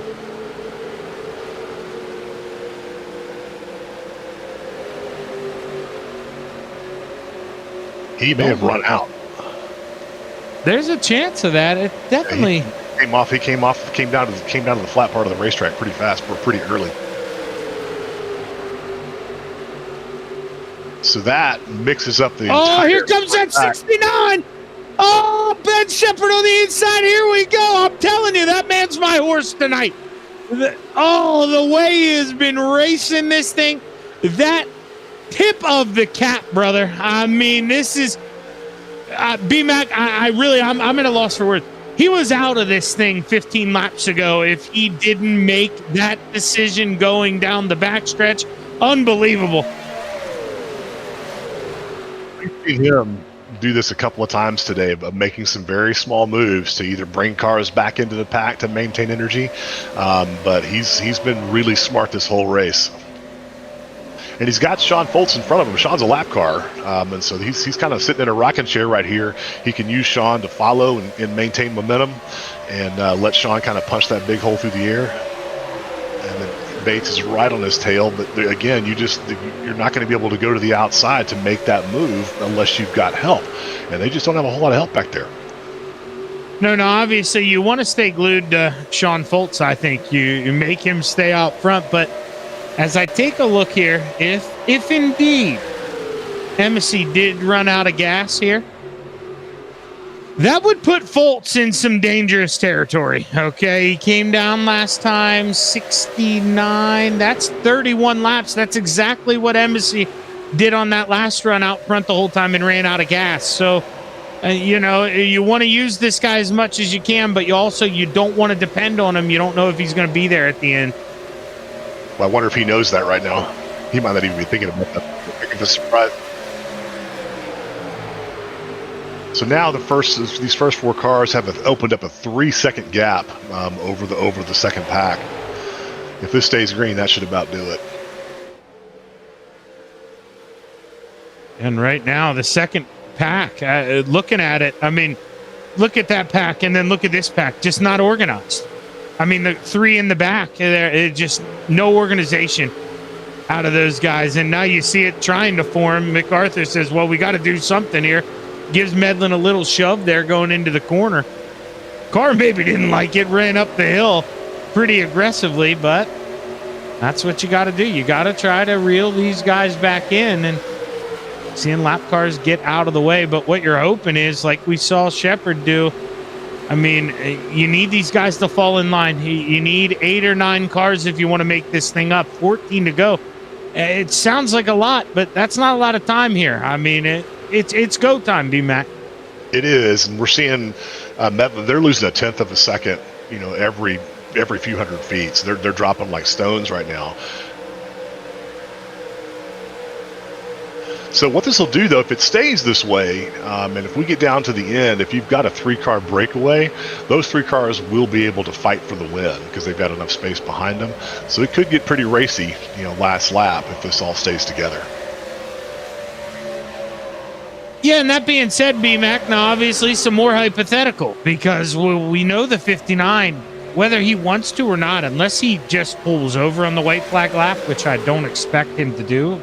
I don't think that's what he should do either, but I mean, if you're Ken Allen, you got to talk yourself into this thing. I mean, you really do stand a chance. I mean, you're going to be able to get momentum off of pretty much any line, force it 3 wide. He may be in the catbird seat here. I think you're right. I mean, you can back up just a little bit, but he's got a lot of space and a lot of room, and he could gather up some momentum right there. I think that back to Sean, Fultz is a veteran. He's been doing this a long time. He knows what his job is here. He knows he's basically just the lead horse, pulling these guys around. He's going to do that as the best of his abilities. And when it's time for him to get out of the way, he won't be in the way. No, and let's be honest too. It's a little flattering if you're Fultz. The guys think that much of you. That, I mean, it's I'd be one of the names if I was in here. You're like, I'm not going to follow that guy. We don't need that guy around us. But the fact that they're confident enough to let Fultz do that, Fultz has to appreciate that. And if we would get a caution flag, not that I think we're gonna, but he stays on that lead lap, and that's important for Fultz. It is. It gets an added little bonus right there, and you hit it. You see that. You see the 59. He's one of those guys that you see like, I will definitely follow that guy because I know he's going to do it right. And I mean, that's one of them too, where he doesn't have a lot to race for right now, if we're being honest. But he's not making any mistakes. Just so smooth. And I mean, that guy, it's amazing what he's doing. It's so easy to make a mistake when. He's hanging out 13th, not going to gain any, not going to lose any. That's when most guys slip up. He knows the assignment. Now we are approaching, I can't tell who it is here. I'm going to cheat and use my iRacing controls. Randy Schuler, Patrick Steen, and Courtney Nelson. They are approaching a 3-car pack here. Now, doesn't look like there's any heavy damage in this 3-car pack, so I would think, if anything, going to strengthen these front 3 here. And that's going to all but, not that I want to write it off for Medlin and those guys, but they're just not tightened up. They're not going to get there, B-Mac. They are dropping so much time. They're almost 4.5 seconds back and dropping more, a tenth of a second every few hundred feet right now.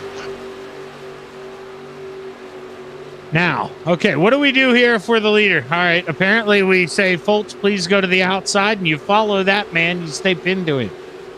Because I think if you're Ken Allen or Bates here, I guess there is 10 to go, so still plenty of meat left on the bone. But I was thinking maybe this is where, if you're Bates, you send it in the middle, make it 3 wide. Try to make something happen and get around the 69. This would be your time to do it. We talked earlier about how when you come up on cars side by side, it does tend to pull both cars back and lose momentum. So Ken Allen's in big trouble. He got punched to the outside. That's going to hurt. Yep. Ken Allen is in big trouble. And unless, no, they didn't make that decision. So Ken, he's got to make it for himself. It's time to get in line behind that 3 or you're done for. And it's not an easy decision to do, to want to fall in line behind the lap car, but now we got a 2-car race out front. Well, we've been talking about this all night. It just takes one tiny little move, you lose a tiny little momentum, and there you are, you've lost the pack. No, and that's one of them where if you're Ken, so it is what it is. Ken had a choice he could have made there, but I can tell you for a fact, B-Mac, if we're being honest, if he's in the opposite spot with the 3 later, he will remember that at a restrictor plate race. He will remember that. A driver's never going to forget that. And, here's what this is doing also is that now you've got a 3-car breakaway instead of a 4-car breakaway. So now Medlin, MacArthur, and Ogle, they're catching these guys. Rather than dropping a tenth of a lap every few hundred feet, they're making it up now. So they're back to within 3.8 seconds. So they've made up a half second already. And now if you're Bates, oh, man. If Fultz doesn't run out of gas, let's just be honest here. Shepard wins the race, right? I mean, he's just got to stay glued to the back of that 59 because there's no way the 81 does this by himself, right? No way. Yeah, no way. So I think what's going to come down to is if this second pack is going to have enough time to catch them. It's bleeding time off. They're just under 3 seconds back now, so they might wreck each other. I'll tell you what, they might wreck each other here. They're trying to. MacArthur did not want to see that. That's not what you want to do right there. And No. they immediately start losing time. They immediately start dropping time instead of gaining it.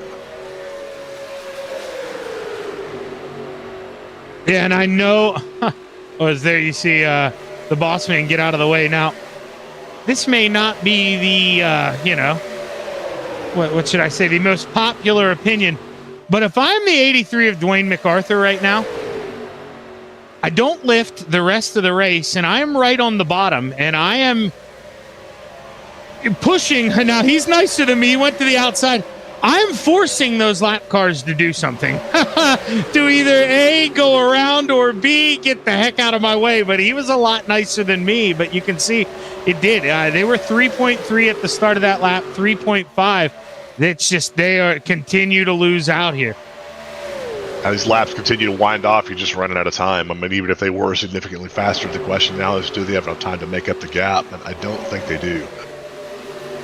No, especially here with leaders. I mean, if they stay in line, they're about the same distance from, as you see, another lap pack ahead. So they'll get as much pull off that lap traffic as the other group behind would get catching them. And you can see, staring at the leaderboard, it is reeling in. They've got it down to 3.4, but as BMAC touched on, it's now laps are a factor. They've got to make up half a second a lap, and that's not going to happen.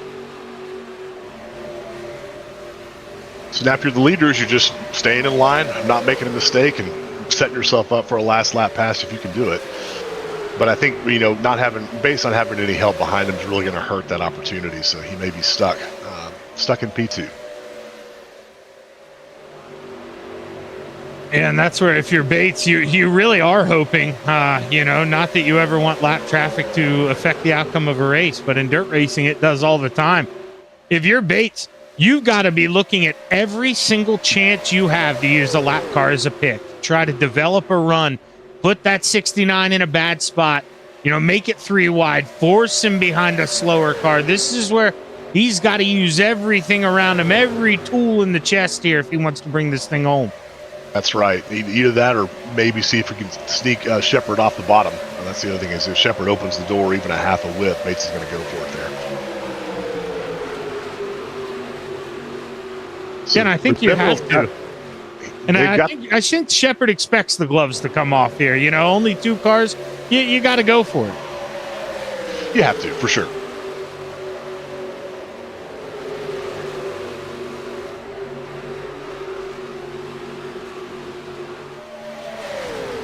Guys, I said they weren't going to catch half a second a lap. I maybe take back everything that I said. It is down to 2.5 now. They're coming. It is getting close here. I know we were talking, he thinks Bates is timing his runs. He better watch out, because if he doesn't stay sucked up on those guys, he's got to make a business decision here. 3 laps to go. They're 2.2 up the road. It's going to be close. It's going to be, they're closing fast. They've got some serious momentum going right now. Yeah, and I'm with you on that, Shaggy. I think Bates was testing some runs right there, and I think that caused them to just lose a ton of momentum and speed. Yeah, and you can see it now. Now that he's tightened a little tighter there, the speed difference wasn't as big going down the backstretch. Well, and your leader's got a little bit of pull off that 56 machine. But coming to 2 sticks in the air this time by BMAC. We got a little over 5 miles left to play, and I just don't know Bates. He's gonna have to really force something here if he wants to steal this.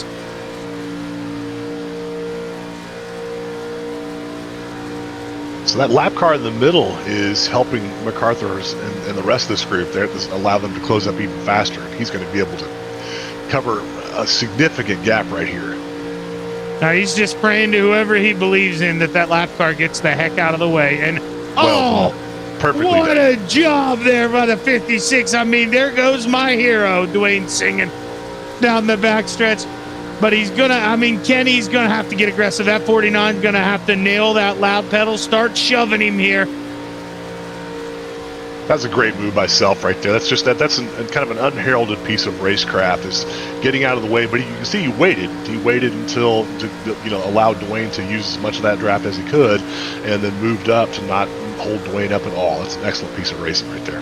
Well, white flag waves, 1 lap left to play, and it's not very often that you say some guys might come up 1 lap short in a 100-lap race, but that may be what we see. Ben Shepherd all over the rear end there of Sean Foltz. I said it. He wasn't going to get off that thing. That's his ticket here. Final time down the backstretch. MacArthur there at 1.2. Not getting that pool yet, but it's getting close. I just don't know if they have enough time. Bates can't stick up here with the 69, and it looks like we've got our top 2 here, B-Mac. What are you thinking? I think Shepard did a great job by getting as close to Foltz as he could, and I don't think Bates is going to have enough energy to get past him. And we enter the tri-oval here for the final time. Ben Shepherd, man, he worked his magic tonight, and he brings home the checkered flag at Talladega after 260 miles. And man, I talked about it at the beginning of the lap, B-Mac. 0.8 seconds, Dwayne MacArthur. We both know if this thing's 101 laps, he probably steals this thing with a run on the outside. He was coming but 1 lap short for the General. Just ran out of time. That's a phenomenal race by Shepard. We saw him all night making these really small moves to keep packs together, to maintain his own momentum, and it led him to the front and kept him there. That's a restrictor plate masterclass right there. It really was, because I hate to repeat myself, and I'll probably say a lot of this to him again when I interview him here, but I'm telling you, and when you rewind this thing, I want to say it was with 17 to go. I mean, I basically wrote those guys off with the way they were running in that second pack, and the move Ben Shepherd made to widen it out, let those 2 reel him back in, and man, it's unbelievable what Ben just did. He was out of this thing, then he wasn't, and he brings home the checkered flag. We're going to take a quick break here on the Virtual Grip Network. We'll let these drivers grab a quick drink or whatever beverage Shepherd decides to choose here. If it's a cold one, he earned it. Stick around. We'll be back with interviews with their top 3 and full rundown here next on the Virtual Grip Network.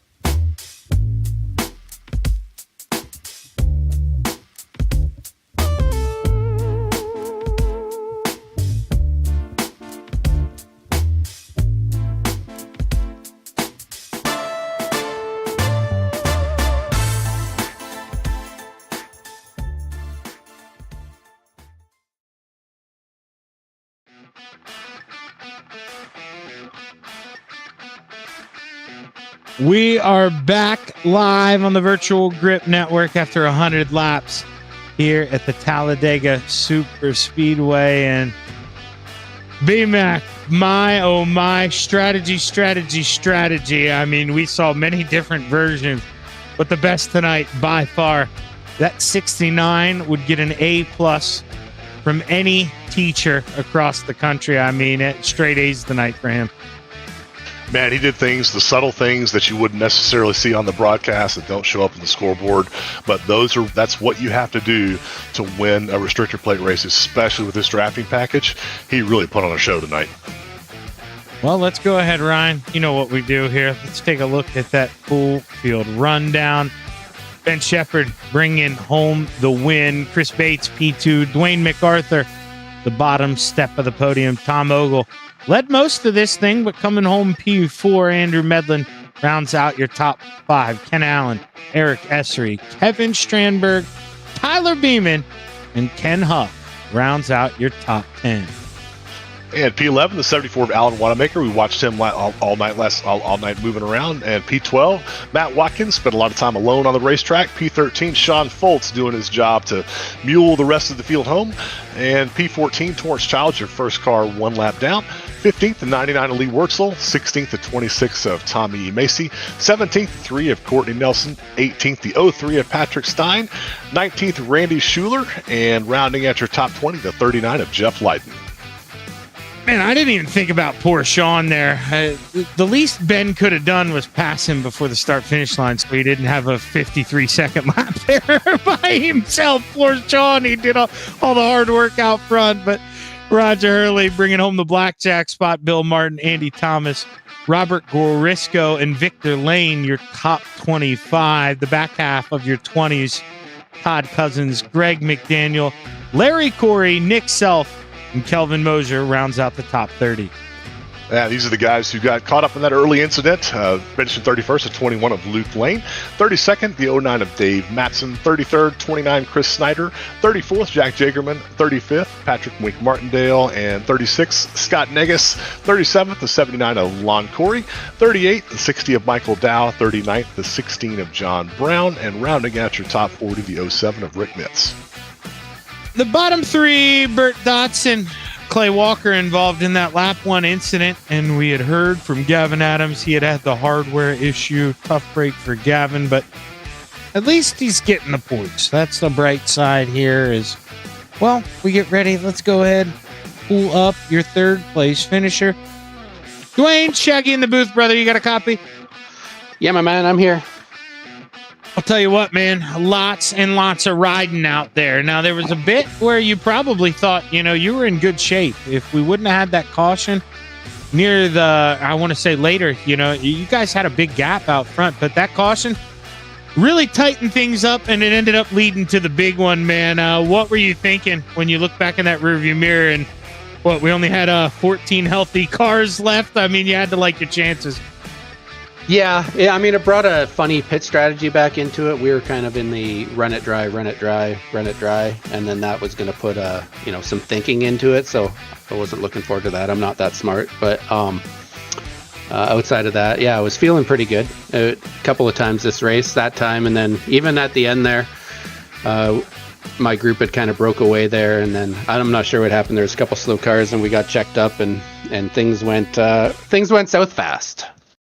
Yeah, they did, to say the least, and I've got to be honest with you. I credited you because right when I said what I would have done, you went to the outside, but how tempting is it, when you got to run those guys down, right? And lap traffic not necessarily getting out of the way, playing nice with you. How tempting is it to keep that right foot to the floor and either A, push them off the bottom, or maybe B, bring out that caution that you might have needed? I mean, that's got to be tempting, right? Yeah, maybe a little bit, but I mean, at the end of the day, I'd rather bring the thing home in 5th, 6th, 7th with clean fenders and everybody else having a good time than kind of risk it for a biscuit. So, I know that I probably could have done something more aggressive, but at the end of the day, that's how we race here. I think what goes around comes around. Well, hey, man, you didn't get the whole biscuit, but you got some crumbs tonight, that's for sure. The bottom step of the podium after this one, that's a great run, Dwayne. So congratulations, brother. Who you want to thank? Yeah, I mean, first off, I'm going to thank those guys that, once Andrew and Tom and Kenny, we all kind of got in line. We almost made the world's greatest comeback. That was a lot of fun to do that. So I appreciate those guys getting in line and seeing what we could do. But then outside of that, I want to thank, obviously, the Rockstar Chevy was flying here tonight, but I want to thank YesterYear Racing, you guys at VGN, all the OBRL sponsors, all the admins, all the guys that come out. I mean, hopefully it wasn't too monotonous out there. Talladega can be a little rough, obviously, but can get a little boring in the middle of the race. But I think everybody had a good time, and just appreciate everybody keeping this league running, and appreciate my wife upstairs letting me do this while she holds down the fort. Yeah, and when you create the petition to make next year's race 101 laps, let me know. I'll sign it, brother. I almost got there. Yeah, 95 even would have been great. There we go. Well, hey, hell of a job, man. Can't wait to talk to you again. Good luck the rest of the way. Yeah, right on, guys. Thanks. The General bringing home P3, Dwayne MacArthur, and my partner. You got the man who brought home P2. He didn't have any help at the end. Who you got? Chris Bates, man, you got a copy? Yeah, I'm here. Oh, man, you got B-Mac up here in the booth. Great run tonight. We were talking early throughout the race about the bottom being the preferred line. It seemed like the top just was not working at all. Talk to us a little bit about that. No, it wasn't. I noticed that when we took off, I think Dwayne or somebody was leading that outside line, and nothing was happening. And then, you had to be on that bottom line. It eventually would just take off. So you survived the attrition, survived the pits, survived a couple of green flag pit stops, and you find yourself with about 20 laps to go and a 4-car breakaway. What are you thinking about now when you know that you're right behind, 3 cars back, the top line's not going to work? What are you thinking in terms of trying to get a pass done right there? I was talking to Ben about that. I was like, I tried to look a couple times whenever we broke away there, and there was without somebody behind you, you just stayed in line. There was nothing you could do. It looked like there at the end, too, that you were kind of testing some runs. Were you kind of backing off a little bit and seeing if you could at least push up and see if you can get a run around it? Yeah, I was trying to come a little bit higher in and then maybe cut down or something, trying to do something, but there was just absolutely nothing, which in turn, me doing that, let Dwayne and them catch up at the end. Yeah, they came up about just about 1 lap shy, but we saw that time condense pretty fast when you started doing that. But man, way to bring the car home. It's so hard to control these races because the racecraft is so different. But you kept the car clean, you made your pit stops, and they came home with a fantastic P2 finish. Who do you want to thank tonight? Just my team, BLS, and that's pretty much it right now. And Ben, because Ben actually, with that gap that when we caught up with all those lap cars there with, I forget what it was to go, and I followed him through there. So I kind of got to thank him for making that hole. Right on, man. I got to interrupt this real quick because, dude, Chris Bates, now he's right up there on that intelligence level, B-Mac. He noticed what we noticed. That's unbelievable, Chris. You were putting yourself in the right spot at the right time. That's how tough. I don't mean to step on you, B-Mac, but how tough is it to kind of notice all that going on around you? There are a lot of guys who, to say the least, they had no idea where the momentum and all that was coming.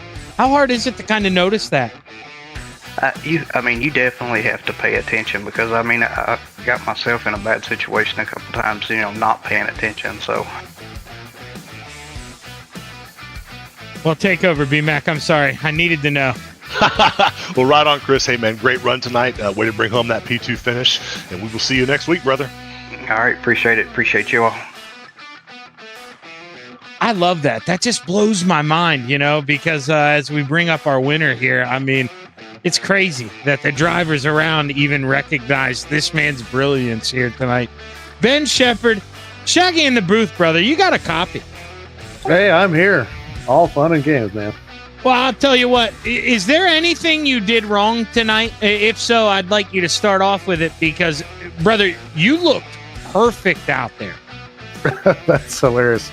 I lost the draft in the first half of the race, not knowing that if you're in the back of the pack, you're going to be dropped like a fly. So I was really fortunate that last caution came out and otherwise I had no chance. Well, I'll tell you what, when you go back and watch this, with about 16 to go, I think, I said that you had no chance, okay? And you were kind of stuck there in no man's land. The second pack was about 3.5 seconds back. And you had to make a split-second decision. You're running in the middle of that 5-car pack. What went through your head, man? I saw you go down the backstretch. You didn't get in line. You widened out that air bubble for those guys behind you. And as soon as you made it a 5-car pack, I mean, you guys were lightning. If you don't make that move right there, you're stuck, and I'm not talking to you. That's true, and that's I just was watching the replay, going, what was I thinking? Because, like you said, it's a split-second decision, and yeah, we were catching the pack in front. I was with my great teammates Tom and Andrew, and we knew we were catching. And Tom, I was like, I'm the worrier of the group. I'm like, dude, we're not doing anything. We're not catching them. And Tom's like, dude, we got him. Let's just get in a line. So he kind of calmed us all down. And then there were some lap guys and some guys pitting. It was just kind of a weird menage a trois of shit. And I just kept the pedal down. And yes, you're right. I went to the outside and just kept it going. And Chris Bates followed me. And I think Kenny Allen did too. And I had to apologize to my teammates. I said, I'm sorry, I had to run. I just had to go, guys. And here we are. Yeah, man, that was a big time move. And then obviously those last, 7 or 8 laps, it had to be the game plan. No way you're getting off that bumper, the 59 there, right? I mean, that was what you wanted to do. Exactly. You called it. Sean Foltz there was a great lead pack car there. I think he kind of understood what he was all about. I don't know if he had a hope for whoever won that race, but if I left his bumper to try and pass him, we were going to get killed. And yeah, towards the end there, I saw the relative ticking down with Tom and Dwayne and all those guys catching us. And so I kind of had to make an all-out radio call to Chris Bates, like, "Hey, man, I know you're trying to set me up for a last lap pass, but if we don't hook up here, we're going to be sitting 5th or 6th." So I think he kind of realized it too. And once we lost, I think Kenny was running 3rd. Once we lost him to, I don't know quite what.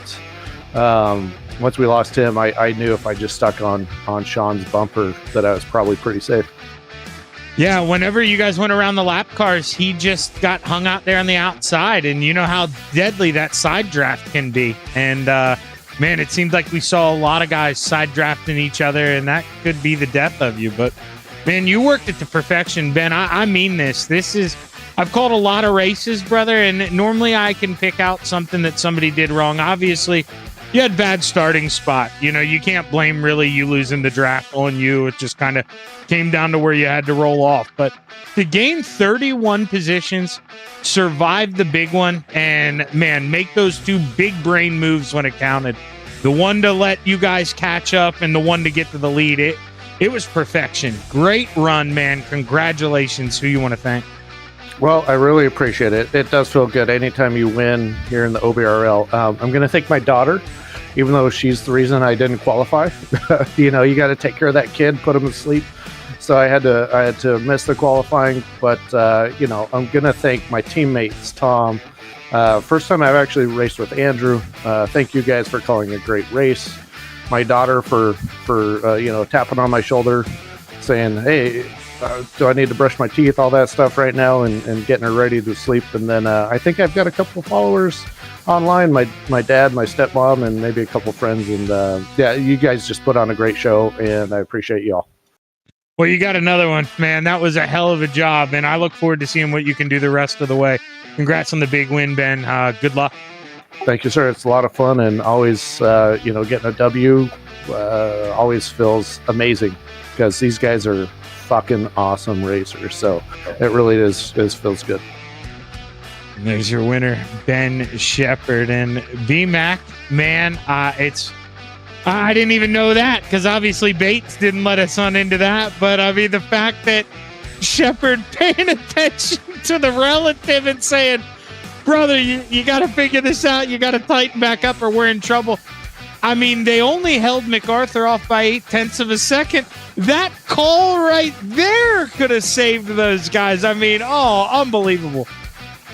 What a great finish, right? I mean, we saw this, just the time differentials and these tiny little decisions that if Bates drops back one more time, the field would have caught him. So we called it. Well, oh man, this was an absolute A-plus night of racing here, but we got some more good racing coming up for you here on the Virtual Grip Network. I didn't cheat and look at our schedule. You're kidding me. I love Auto Club BMAC. That is going to be fun, man. You want to talk about plenty of room for racing? That place is wide, and you can let it have it. That's one of my favorite racetracks of all time right there. And we are going to see cars use that outside. We'll see cars use the bottom. Heck, we'll see cars throw slide jobs through 3 and 4. That is going to be a lot of fun.